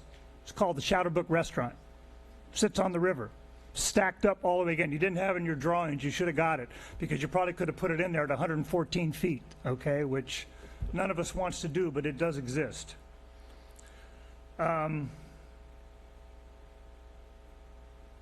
So those are, I think, go back to that 5 with the 5 sheets. I want to make sure I covered everything. The height, I think you're within the guidelines. I would be willing to consider the exemption to the 3.0 FAR. I think you could probably qualify on the financial benefits, the traffic circulation. I think it's probably going to take an engineer, because people speculate that it's not working. But some engineer would say if you remove a 53-car parking lot that has 4.7 trips and you bring in someplace where people park, you would reduce the traffic in the village.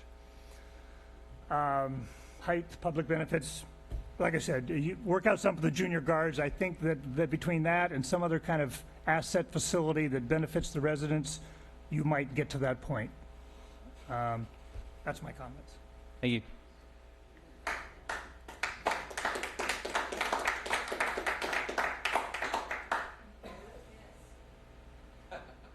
Okay. So I'd like to reiterate the idea that we need to have, Jamie, we need to have someone that gives us a better understanding of the economic situation, how many rims, how much they actually need to accomplish the fulfillment of this project. There was comments from someone in the audience. Shannon was in her email, and she also said that in public comment, and Yvette has talked about this, and Sam has talked about this. The reason why this is important is because we should have, as a city, a clear understanding of what the deal is we're getting into. And if we don't have someone that gives us a clear view of the economics of it, we don't know what our position is. So I think that is really critical, because when we're talking with Swenson needs to know that we actually know what the situation is. I'm on the sanitation district, as Stephanie mentioned. It's illegal to pump into the sanitation district floodwaters that may be in the garage. There's mitigation issues. Think about oil, gas, stuff like that. It's not as serious as you would think. It's really serious to put that into the sanitation district and expect Santa Cruz Sanitation to take care of that. I am very concerned about parking. As I mentioned earlier, we're losing parking that is currently a private parking lot, and who's going to make up for that? There's a few slights on the street that we'll lose. That's not as much, but it's the private parking lot, and who's going to make up for that? A little story here, a comment. So through the years, I've seen various representatives from Swenson come and pitch the project. I see a smile on your face, so you know what's going on. This is probably the hard net to capture and make a success out of. And so I listened to this one representative, and they talk about, we're going to handle parking. It's not going to be a big problem. And I said, okay, come with me, look at Stockton Bridge, look at the commute time, and you'll get an idea why we live with this problem, and we know it's a real problem. It's a really difficult one to solve. We can't blithely sort of assume that the day users are going to somehow disappear, and the ones that come here for 2 or 3 days are somehow going to be less of an impact. So my attitude here is not that this is an unsolvable problem. In one sense, it's an engineering problem. How are we going to make this work? I want to see from Swenson that there's a can-do here. You can work with the City of Capitola. You can pay attention to our issues. These are real issues because we live with them. You won't. You will not be living with these issues. We will be living with them day in and day out. For the rest of the years, Ms. Howard talked about it. Many other people talked about it. Maybe our grandkids are going to be living here with it. The beauty of this city is what's going to give the value to this hotel. If you impact the beauty of the city and the charm of this city, why it's on Sunset Magazine, why it's in various other publications about the place to go to, your hotel's not going to do very well. It was great before that hotel came in. I go down to the Esplanade all the time, and I talk to people, and they say, wow, I love coming here, because it's so much of a charming place. It's a place that you do not see anymore. Don't destroy that. I look forward to a partnership with the Swensons. Some people have commented here that partnership is not something you could trust. But I also know that Swenson and how they're running is changing. So let's have a chance to get a new partnership mechanism or a new partnership history going. It could be a hotel that Swenson will be proud of, and it could be a hotel that the City of Capitola is proud to have in its city limits. In particular, I want to call out Ted Burke and Charles. They've been connected in business. I really appreciate people that have come here and talked about the issues that we really need to consider, because we do need the finances. Charles took me on a tour. He gave me a great vision of what he thought was there. And he also talked about we do have problems with our streets. And as Ed just mentioned, we do have problems with paying our people that work here. You expect a city to be well run. And if we can't pay wages that keep people here that know how to do what we expect them to do, what you think about Capitola as what you like about this city is not going to be that way in the future. It'll be less and less so. Are we frogs in a boiling pot? And we just forget the fact that it's a boiling water pot and we get used to it? But there has to be a compromise. And I think Ted talked about that. We need to be working towards a compromise that A, pays attention to what the city wants, pays attention to what you're dealing with, the environment, the look and feel of Capitola, and yes, pays attention to what the Swenson Builder Corporation needs so it can make a successful project. I think we all understand that. None of us are going to go into something that involves our finances and potentially our future if we can't afford it and if we don't see a positive outcome. No one feels that way. So I did write something out, and I've heard before that you shouldn't write things out because that's sort of like a prior judgment, but I think it's still correct. I talked a little bit about parking, but I think our main focus here is the massing and the character issue. So consistent comment either in person or via email, and I think everyone up here on the dais read a lot of emails and thought about the content, was that the hotel as proposed is too massive and out of character considering the project that is to be built in the heart of Capitola Village. So a hotel such as this on 41st, yeah. It's been brought up on Bay Avenue, yeah, maybe, but not in the village. So I'd like to bring back what you're going to ultimately have to deal with, and that's the Coastal Commission. So the Coastal Commission takes note of this aspect of the village design, of the hotel design, in a recent letter that they sent, and I hope that you've gotten a copy. I have. Good. I don't think many people in the public have, but it's something worthwhile. We should probably put it on our website.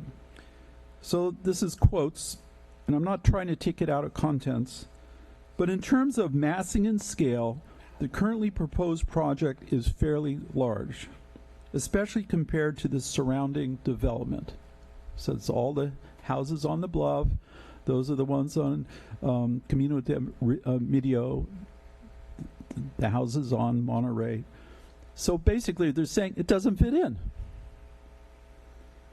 The hotel's design and scale should take into consideration the surrounding architecture and scale of development. Again, they're saying it doesn't fit in. And these are all issues that's in our general plan, which I did work on, and maybe Ed's right, I didn't vote on it as a city council person. But these are things that came out of public discussion, and Gail was here a little while ago. A whole group of people in Capitola put together Vision Capitola, and we went over the general plan because people were complaining we didn't understand that. After 2 meetings of the general plan, people said, wow, I really agree with what the general plan says. There's a few probably things they didn't agree with. It was interesting. Up at the Vision Capitola, people were saying, the general plan, we didn't have the right input. No one came to the meetings and stuff like that. After Vision Capitola, I haven't heard a single negative comment about the general plan. Truly amazing. Once people understand that what we feel is important for Capitola is in something that guided our zoning ordinance, which it's in the process of being adopted, is something we can believe in. That's a good statement. The Coastal Commission goes on to say, reduce the size of the proposed structure. They're putting that out there. So this follows suggestions that, in my mind, is consistent with the public has said. In addition, the history of this hotel, people have talked about this, has gone through multiple proposals, and consistently Capitola residents have identified these 2 issues as critical to the project approval. And consistently, each time something comes forward from the Swensons, we bring these things up. Apparently, they're not being paid attention to because they keep coming back, just like this proposal. So what is the character of the Capitola Village? It's hard to define. But we all know what it is because we hold it dear. And to each of us, it may be different. But as you've heard tonight, we support and agree with each other when we see it being threatened. And that's the pushback that Ed's talking about. It's not a negative. It's a pushback. There's a difference between being negative and pushing back. We're trying to protect something, like I said, that we love and hold dear. We're trying to protect that. You can be, Swenson Builders could be a great partner with Capitola. You could build a wonderful hotel that will fit into the city, but you have to be part of that partnership. And I think everyone here would like to be part of that partnership with you. Thank you.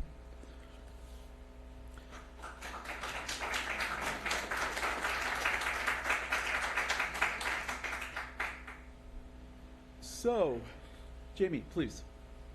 If we're concluding this item, I might suggest a 5-minute break, if you're ready to wrap up. Okay, 5-minute break. Thank you very for much. your time.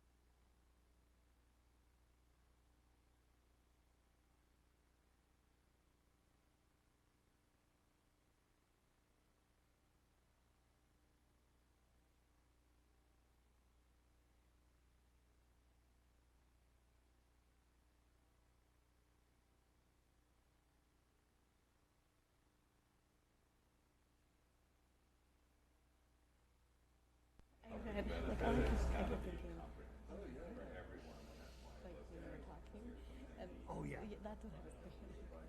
I'm like, okay. And then I'm like, oh, not really.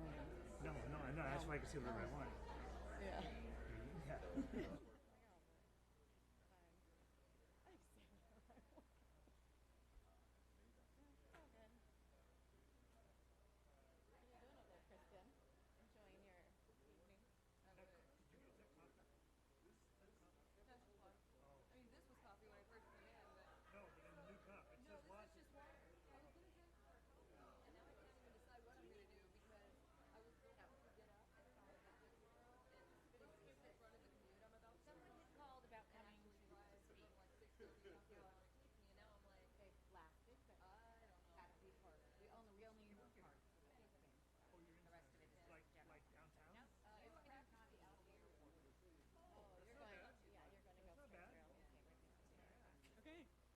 5 minutes.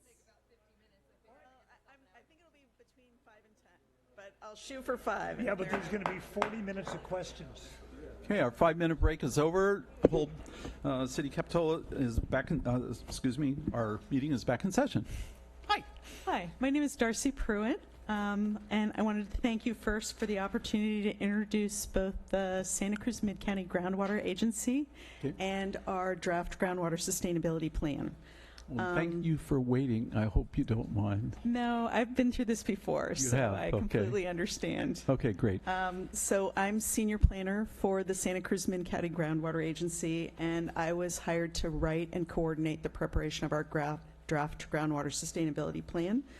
I work for the Regional Water Management Foundation, and our mission includes regional water supply reliability. And that's a good fit with the Santa Cruz Mid-County Groundwater Agency's desire to achieve groundwater sustainability for our groundwater basin. So this is our presentation outline for this evening. We're basically going to talk about the legislation from the state, the Sustainable Groundwater Management Act, that pretty much drives the groundwater sustainability plan. We'll talk a little bit about the plan area and the basin setting, our SGMA timeline, the groundwater agency and who our members are, and then we'll talk about public involvement in the plan development process, the adoption of the plan, and then plan implementation. So that's our outline for this evening. And then the Sustainable Groundwater Management Act, it's state law. It requires a whole lot of things from our brand new baby agency that was created in 2016.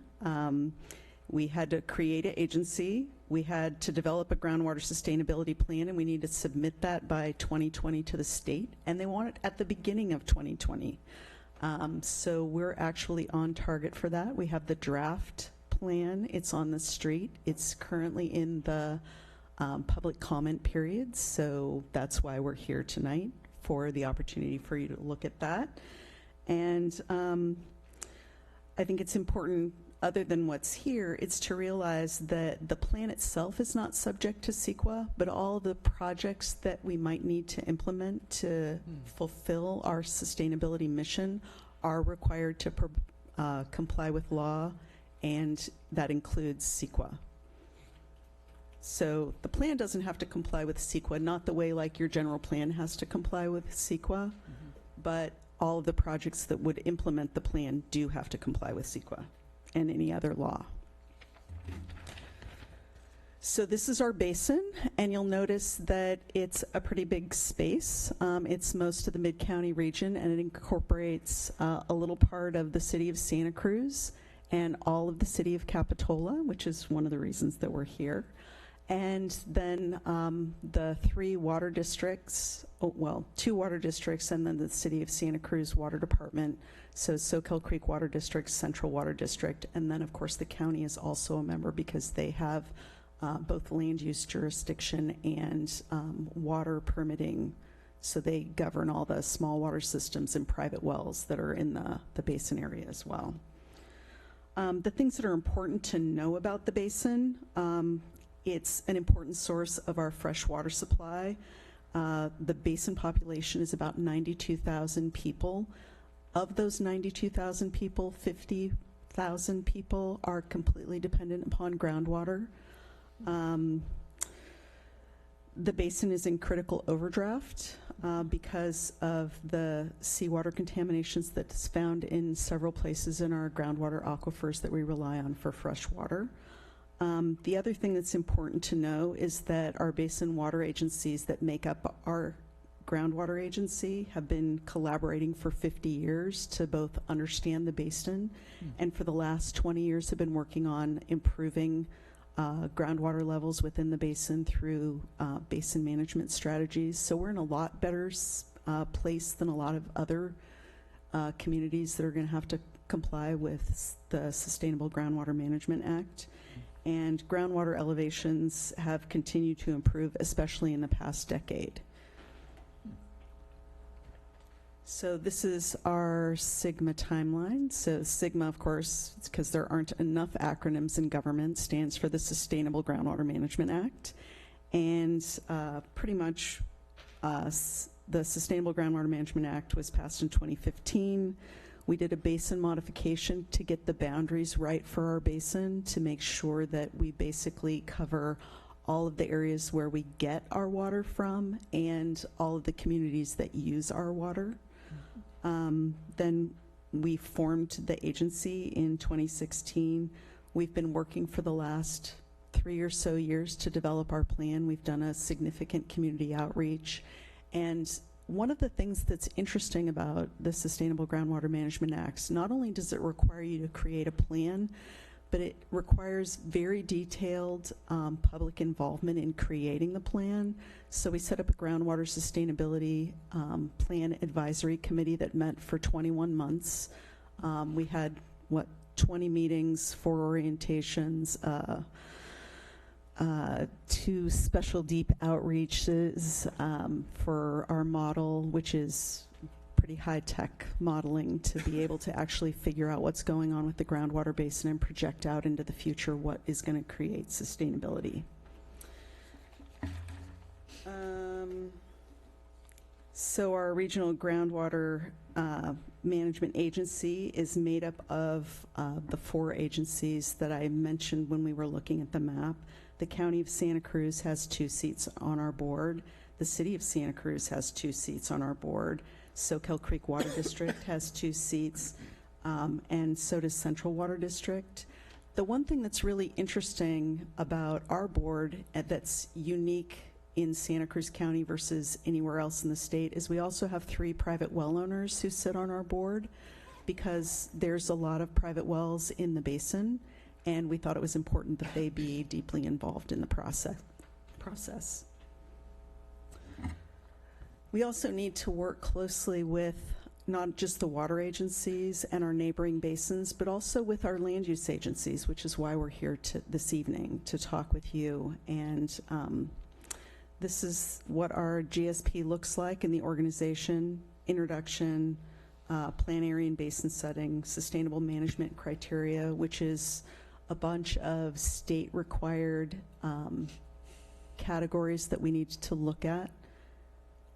To basically the state's criteria for what sustainability looks like. And these are the 5 indicators that are the 6 indicators that the state identified. And the reason that we have a big red X through land subsidence is we don't have that here because we don't have the depositional environment. We don't have the kind of geology that's susceptible to land subsidence. So that's not included in the plan. But the 2 big things that are a real problem here are seawater intrusion, which I think you've probably heard of since you've been paying attention to the water situation, and then depletion of surface water that's interconnected with our groundwater. So if we overdraft our groundwater, it can actually draw water out and away from our streams and supporting our ecosystems. You'll notice that there are 3 things below the sustainability indicators: measurable objectives, minimum thresholds, and undesirable results. Those are basically the Sustainable Groundwater Management Act's way that they look at what our goals are. So that's the measurable objectives are where we want to get to. The minimum threshold is like the beginning of what it looks like to be unsustainable. And then undesirable results are what happen if we fall below those minimum thresholds. and we identify that for each one of the applicable sustainability criteria. Oops, wrong way. There we go. And then these are the basic 3 groups of projects that we've identified that it will take us to get to sustainability. I've already discussed the fact that we've been working together, our agencies, for a long time to address seawater intrusion in the basin. So that group 1 set of projects are things that we're already doing that are part of our baseline modeling. So if we continue to just do those baseline projects, which include demand management, conservation, redistributing pumping throughout the basin so we don't draw the basin down too much close to the coast, we would kind of stay flatlined when we look at where we are now and what our sustainability would look like without additional projects in the face of climate change. So we've brought the basin up, but we wouldn't actually reach sustainability just at baseline. So we've already done a lot, and we've improved our groundwater conditions significantly, but it's not enough to get us to sustainability. The Group 2 projects are projects that are proposed and are on track. They include Pure Water SoCal, the city's ASR project, which stands for Aquifer Storage and Recovery. So they basically pump water into, drinking water into the ground and then pull it back out when they need it in times of drought. It also includes our water transfers between the city when there's excess surface water to supply, and then we rest our wells. And if other projects like that. We're also looking at some additional stormwater recharge projects. Those all fall into the project, Group 2 projects. And then the Group 3 projects are things that we could do if we don't reach sustainability with the Group 1 and Group 2 projects. But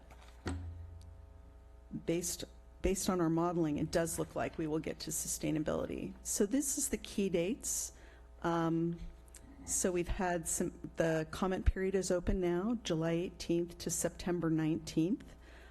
We have a question and answer meeting coming up on August 28th, where if you're interested, you can come.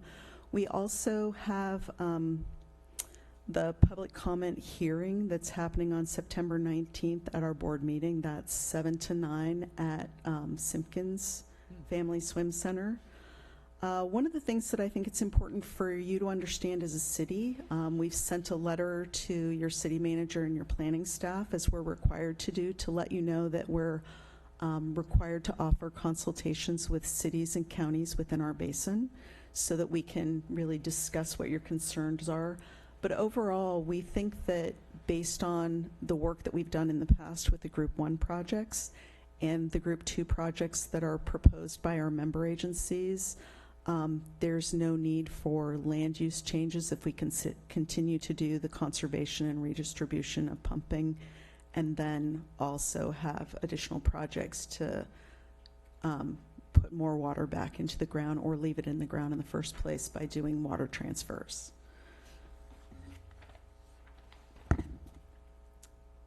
And then the key takeaways. Well, I guess how you can comment is pretty straightforward. We're having meetings. We've got the consultations that we've offered to your city. You can comment online at our website. And then the key takeaways. The groundwater sustainability plan is required by law. We're a high priority basin in critical overdraft. Our water supply is threatened by seawater intrusion. It's been a very collaborative public process. We've used a lot of technologically advanced basin modeling to actually project sustainability out into the future. We'll continue to update that model based on how things change. We've made some assumptions both about climate change and other things, precipitation, and that are incorporated into the model over time. So it's not just we've taken a snapshot here and we're hoping for the best. It's that we have requirements that are ongoing, both annual reports to the Department of Water Resources and also 5-year updates to the plan that will keep us on track for sustainability. And I'm happy to answer any questions. Okay. Any questions? I Hey. I was trying to do a shameless plug on behalf of SoCal Creek Water. They just opened up their WaterWise Academy application, so that's my plug for that. But back to the sustainability plan. Does the plan include navigating kind of like the political process? So, for instance, we within the Pure Water program and that you mentioned in Group 2, wastewater is collected in Santa Cruz, but SoCal Creek needs the wastewater back from the plants in Santa Cruz, and there's like fees that may be associated with that and so forth. So there's a lot of political issues between that and, you know, whether there would be a charge. Do you guys take a stance, or is there any mention of that in the plan on navigating that and kind of creating this camaraderie amongst all water users within the county? I can't really speak for water users. I can speak for our member agencies in that they have good working relationships, and they've, you know, have different challenges. And I've been really impressed as coming to this not from a perspective of working previously for any of the member agencies to see how well they collaborate. So I can speak to it in that way. As the representative at the Regional Water Management Foundation who was hired to write the plan, the way that the plan works, it's really about getting to sustainability, and the member agencies had a lot of input into the structure of the agency itself, as did the private well owners.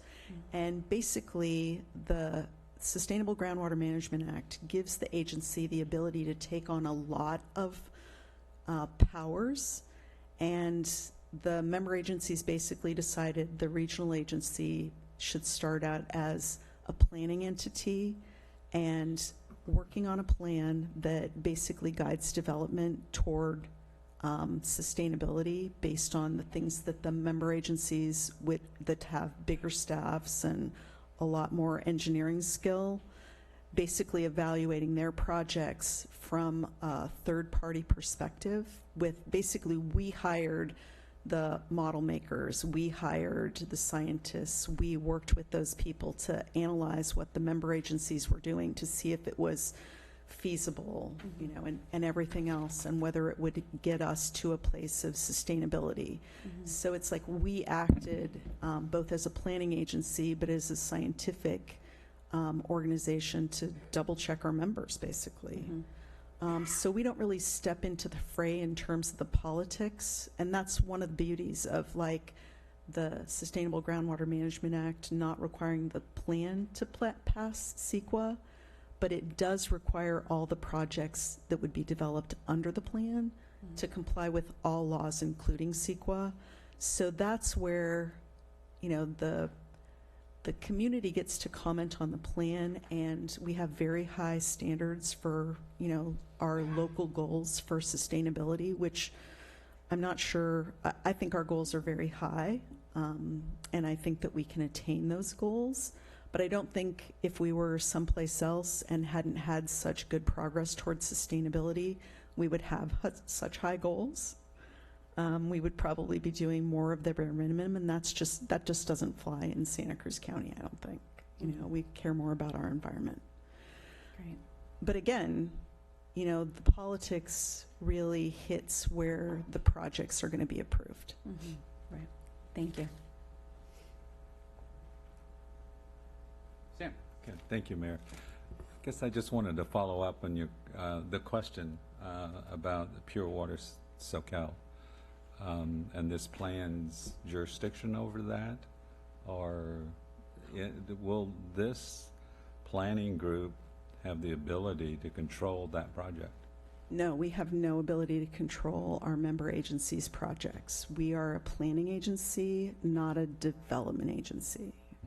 So we wouldn't be implementing the projects under the plan.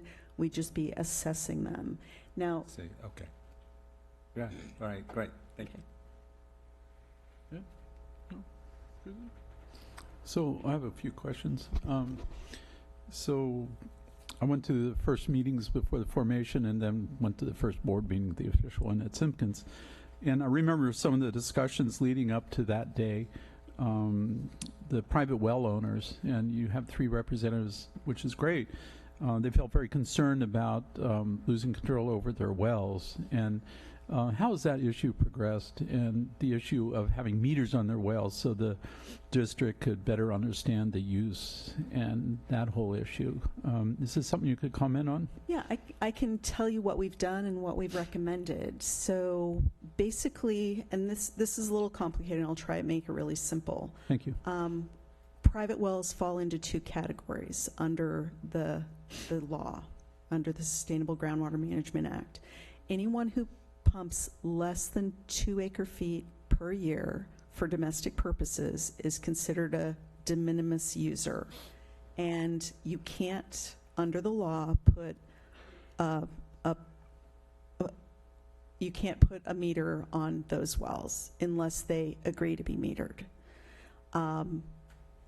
Non-de minimis users, which use more than 2 acre-feet per year for either domestic or other purposes, can be metered under the law.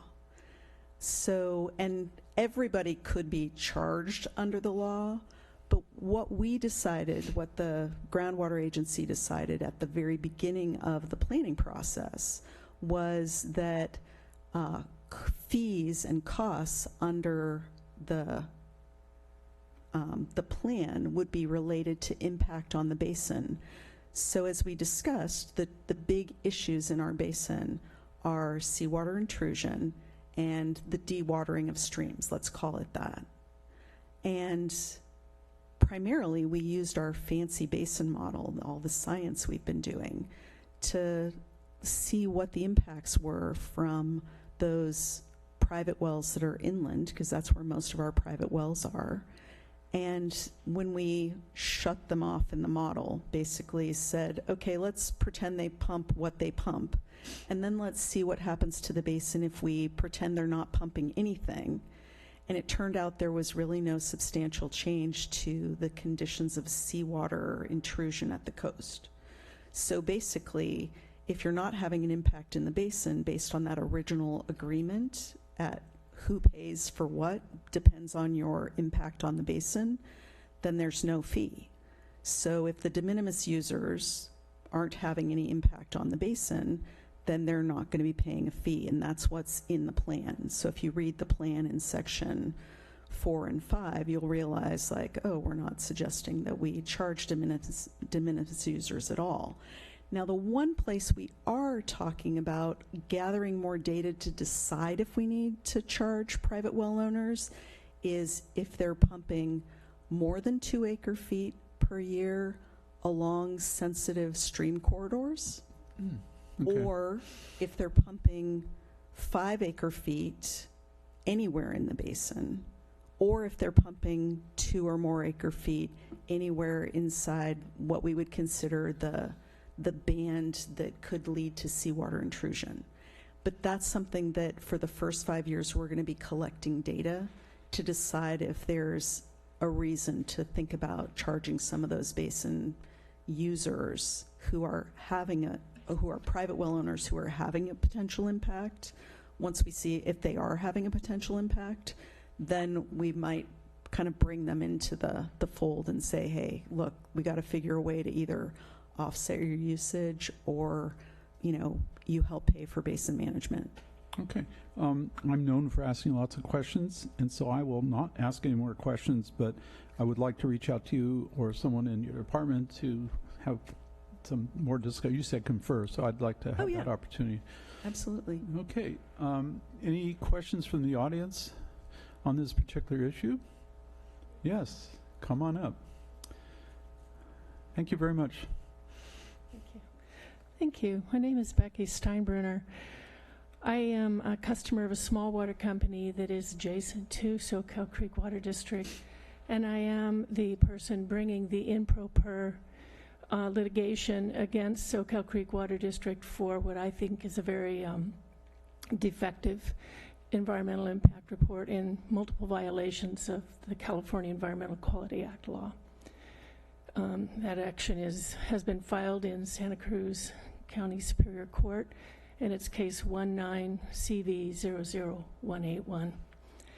I'm doing this in pro per for benefit of the public because I am very worried about the possible implications of this project to the community and the environmental damage that it will do. The construction alone is such that the district had to approve a statement of overriding considerations because there will be massive environmental damage. 18 stream crossings, some endangered pond turtles. They've already signed an agreement for taking. And I would have no problem with recycled water being used for irrigation. That was not even considered as one of the alternatives in the project. There will be no irrigation used in this project except for the 3.5 acre feet every year that the district has agreed to give for free to the Twin Lakes Baptist Church in exchange for putting one of the injection wells on their property, and that well has already been built. It was already moving forward before they approved the project. So that's my big concern. I don't trust injecting even advanced treated water into the aquifer. There are too many unknowns, too many low-level carcinogens such as NDMA and DEET and a whole host of other things that form as the waste treatment is traveling along in the train that cannot be tested for, that are unknown and are at low levels. The district is very quick to say that the water would meet drinking water standard levels, but there are no standards for many of the things such as pharmaceuticals and radioactive things. This is going to be coming from hospital waste too. This is all the waste from the area that goes to the Bay Street treatment area and would be coming back. And then the waste collected there would be going back. It's not going to reduce the contaminants going out into the bay, it will concentrate them. They'll remove the water. The contaminants that they extract will still go back into the bay. Okay, Becky. All right. Thank you very much. And can I just say one last thing? Yeah, please close. And Thank you. I really want to point out that I'm taking this because I really care. And there are many people out there who are very worried about this, but nobody could afford the $100,000 for an attorney. Wow. So that's what it is, and I urge you all to really do some research into, is this aquifer, this basin, really overdrafted critically?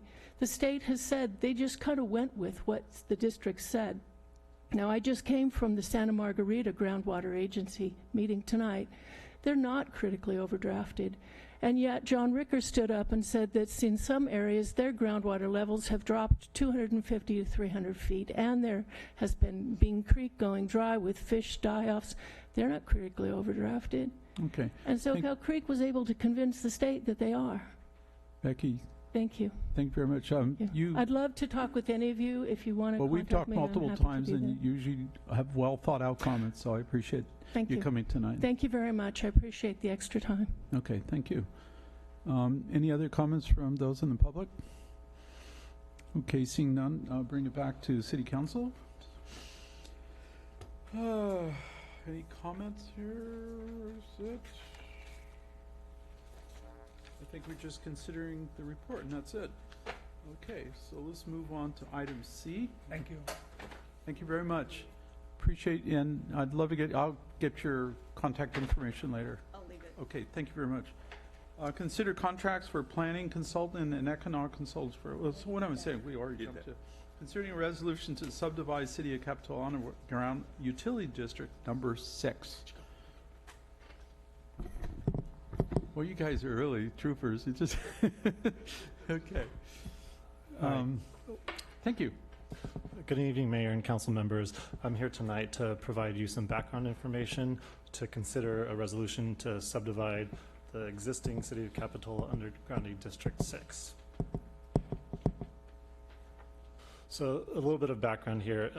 The underground utility districts were developed and established by the California Public Utility Commission back in 1967.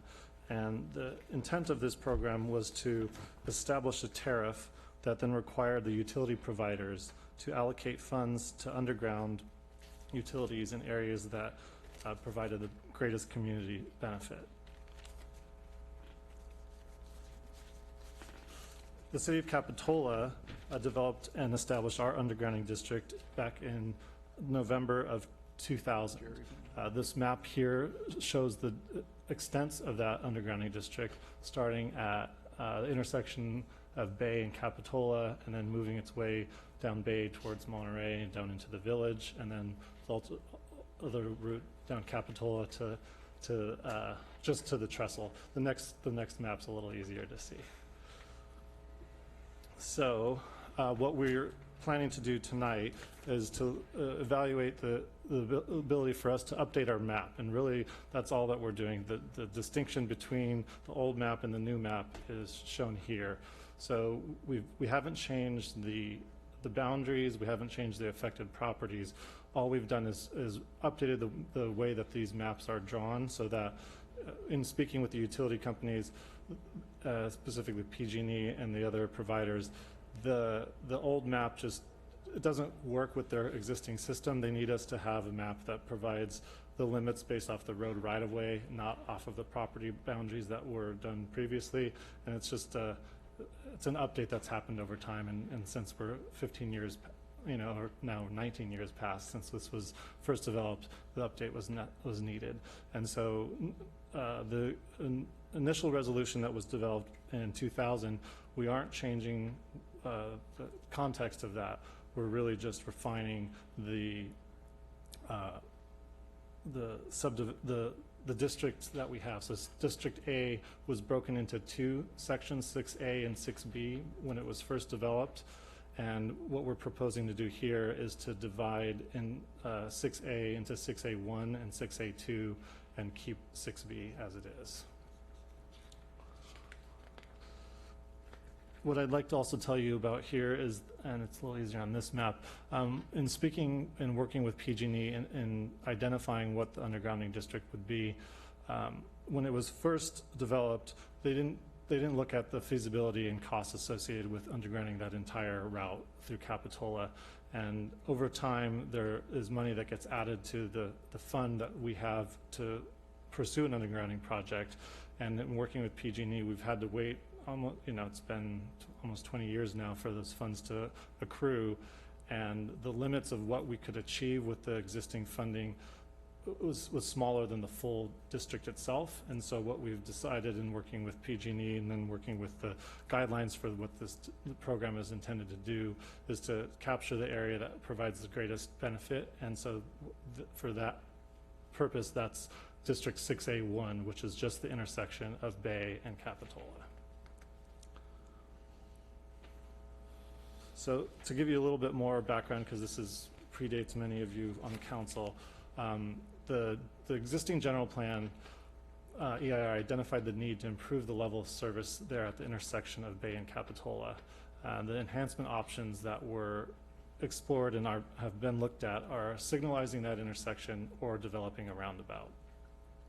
A brief timeline of steps that have been taken to date. As far as I could see, 2002 and probably prior to that, the CIP has included this item as an annual item in its budget.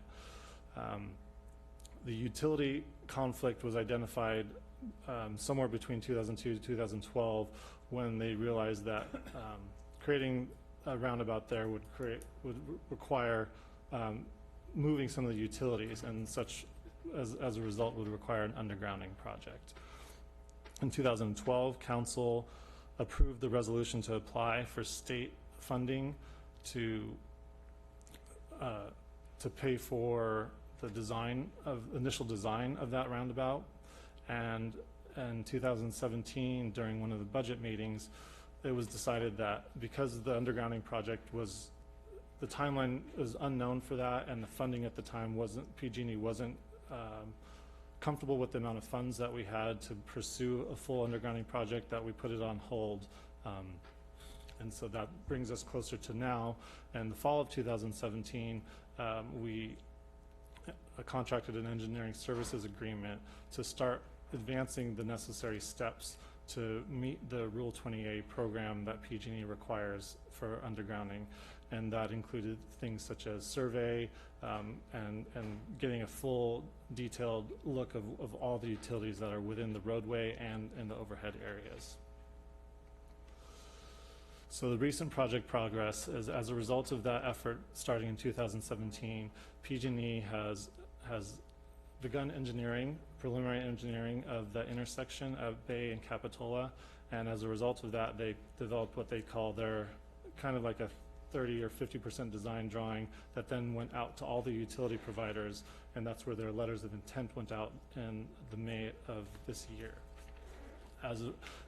In reviewing the letters of intent, some of the utility providers then identified the need for us to update this map, and so that's why we're here today, is to just update the resolution to clarify the map so that it does allow us to, PG&E, to continue moving forward with the engineering and design of the project. As it is now, they've been on hold since May of this year.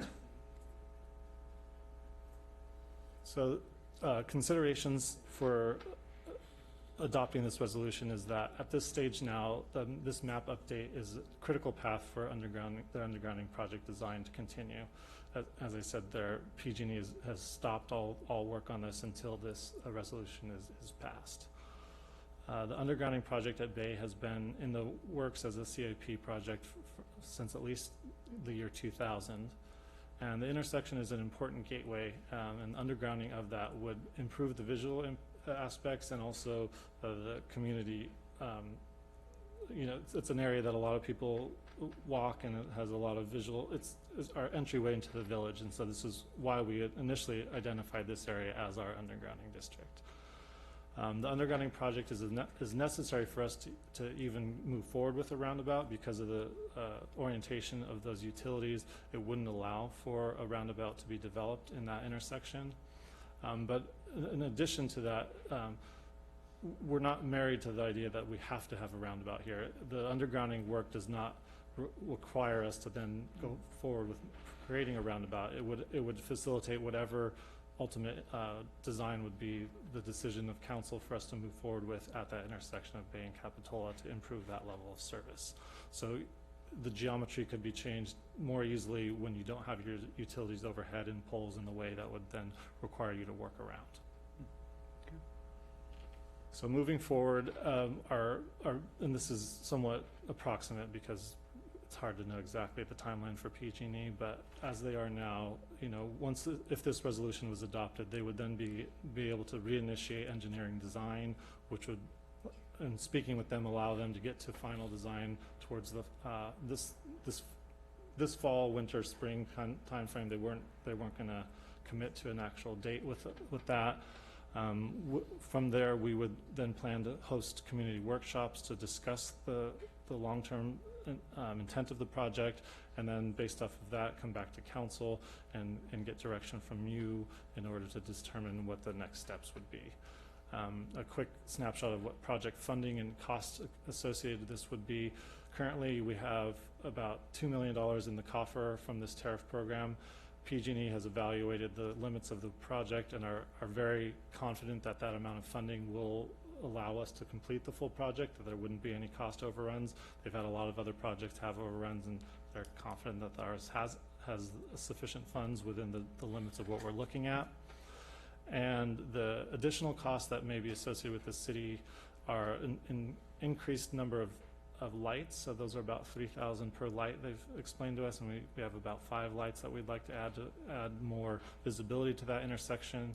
And then it's a guesstimate on the right-of-way acquisition, because at that intersection, in order to provide a roundabout, you would have to shave off a few corners of those properties, and the actual cost of what that acquisition is subject to our negotiation with those property owners. So it's our estimate there is 300,000 on that, and that's just what we came to just based off of previous conversations. So with that, our recommendation is to approve this resolution to amend the map associated with the resolution developed in 2000, further subdividing our undergrounding District 6 into 6A, 6A1, 6A2, and 6B. And with that, at the conclusion of my presentation, and I'm happy to field any questions. Okay, thank you. Any questions? Sam? Yes, thank you. I guess I'm a little unclear. What's the purpose of subdividing 6A into 1 and 2? Is it just PG&E doesn't want to prioritize 2, and so we're going to carve that off? And so the message that we got from the other utilities was that the way our original map was divided was just 6A and 6B, with the intent when it was developed to tackle those in one full chunk. And then in working with PG&E, there was it would take another 20 plus years to actually have enough funds in the coffer to do the full extent of the project. And so one of the utility companies wasn't comfortable with having us move forward with a project that only addressed a subset of the full district. And so this was the compromise that we were able to come up with that allowed us to then allow design to move forward. so they couldn't do a part of it without doing all of it, and so they're just going to subdivide it, Chop it, and then we'll chop do it in half, and say, okay, we did that. Now we can do We did the a whole good thing. job. Yeah, Right. so this would be the first phase. You know, I guess each subdivision is kind of a phase, and so we previously had phase 1 and phase 2. Now this kind of breaks it into a 3-phase project to complete over time. Well, it's very good bureaucratic maneuver. So, but maybe just in practical sense, 6A2. What would be the timeline for when that would? Not in our lifetime? Is that Yeah, it? so 6A2, Okay. the reason why that initially was I think the objective was to address the intersection in all of 6A2. And looking at, when they first developed it, they didn't actually look at the underground kind of reality of all the utilities that are in that roadway, with all the sewer, water, and other utilities running down that, and the 2 retaining walls on either side of Monterey coming down from the train tracks. They told us we wouldn't even be able to touch that. Yeah. I think realistically, you know, we'll see what the balance is when we're done. You know, if you approve this and we get done with the roundabout project, and then I think the next step would be Cap Ave. I mean, I think realistically that lower Monterey is probably not feasible for a long time. Okay, thank you. Which is too bad, because It it's is. clearly the most scenic of roadways. Thank you. I guess where I'm getting hung up is this conversation about a roundabout. And I understand that this is not up for discussion tonight, but by approving this project is alluding to the fact that we will be doing something with that intersection. Is that correct? Well, so all we would be approving is this resolution would then allow PG&E to further the design of undergrounding the utilities in that intersection. It doesn't require us to then make any, you know, our next decision of what to do at that intersection Right. isn't tied to this. But undergrounding utilities is, the purpose of doing so Right. is because we want to do something with that intersection. Is that correct? Or is there another So the benefit to history of the undergrounding? the history of the undergrounding effort was really about getting the utility lines out of the viewshed. So, I mean, if you go back to that purpose, that's what the purpose of the undergrounding dollars is So for. that answers my question. The purpose of this project is to get the lines from above down below. And I think it's also correct to say that the purpose is also to clear out the power poles from that intersection, which gives us the opportunity to consider whether we want to do a roundabout or a signal. Can we go back to the timeline, please? Sure. Or leave it the way it is. The projection of the plan towards the end, it was, The last timeline. yeah, that one. So, approving today's advances, are you asking us to approve the community workshops, council direction? Are you asking us to approve in addition to this timeline here? No, just for the resolution. I think we've laid this out just to provide what the next steps would be after today. If we do adopt this resolution, what would be the subsequent steps that we would see in the upcoming months and year? Okay. Yeah, I completely understand. I just wanted to be really clear about we are making no decisions about agreeing or disagreeing on a roundabout without any community input. Correct. Yeah, thank you.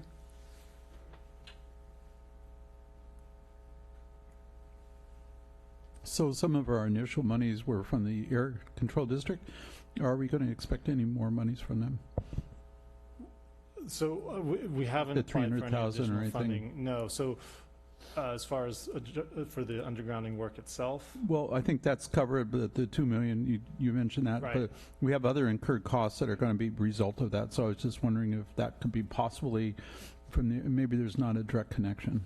I have not looked into the other funding opportunities. I know, looking back at previous staff reports that predate my work on this project, it does appear that this is the type of project that is eligible for funding, and there Okay. are funding programs that are available, but I don't want to say that for Speculate. sure that there is an opportunity for us to capture more funds without looking at that more. Yeah, I remember when this project first got put on the table for discussion, there was a lot of pushback for the idea of a roundabout at that intersection. And then as discussion unfolded within the community, people began to think, wow, this is maybe something we really do want to do, because of the traffic impacts there, Capitol Road and that whole area near Gales. So I am looking forward to a community meeting if we ever decide to do that, because we really haven't had a community meeting option yet available to the public. So I'd love to get a read, in terms of what the community feels at this point. I'm looking forward to undergrounding it so we can do whatever we want. I'm looking forward to undergrounding too, because the city looks a hell of a lot better. I'm also thinking what the library is going to look like with everything underground. Okay. So is there a motion? Oh, is there anyone in the public who would like to speak?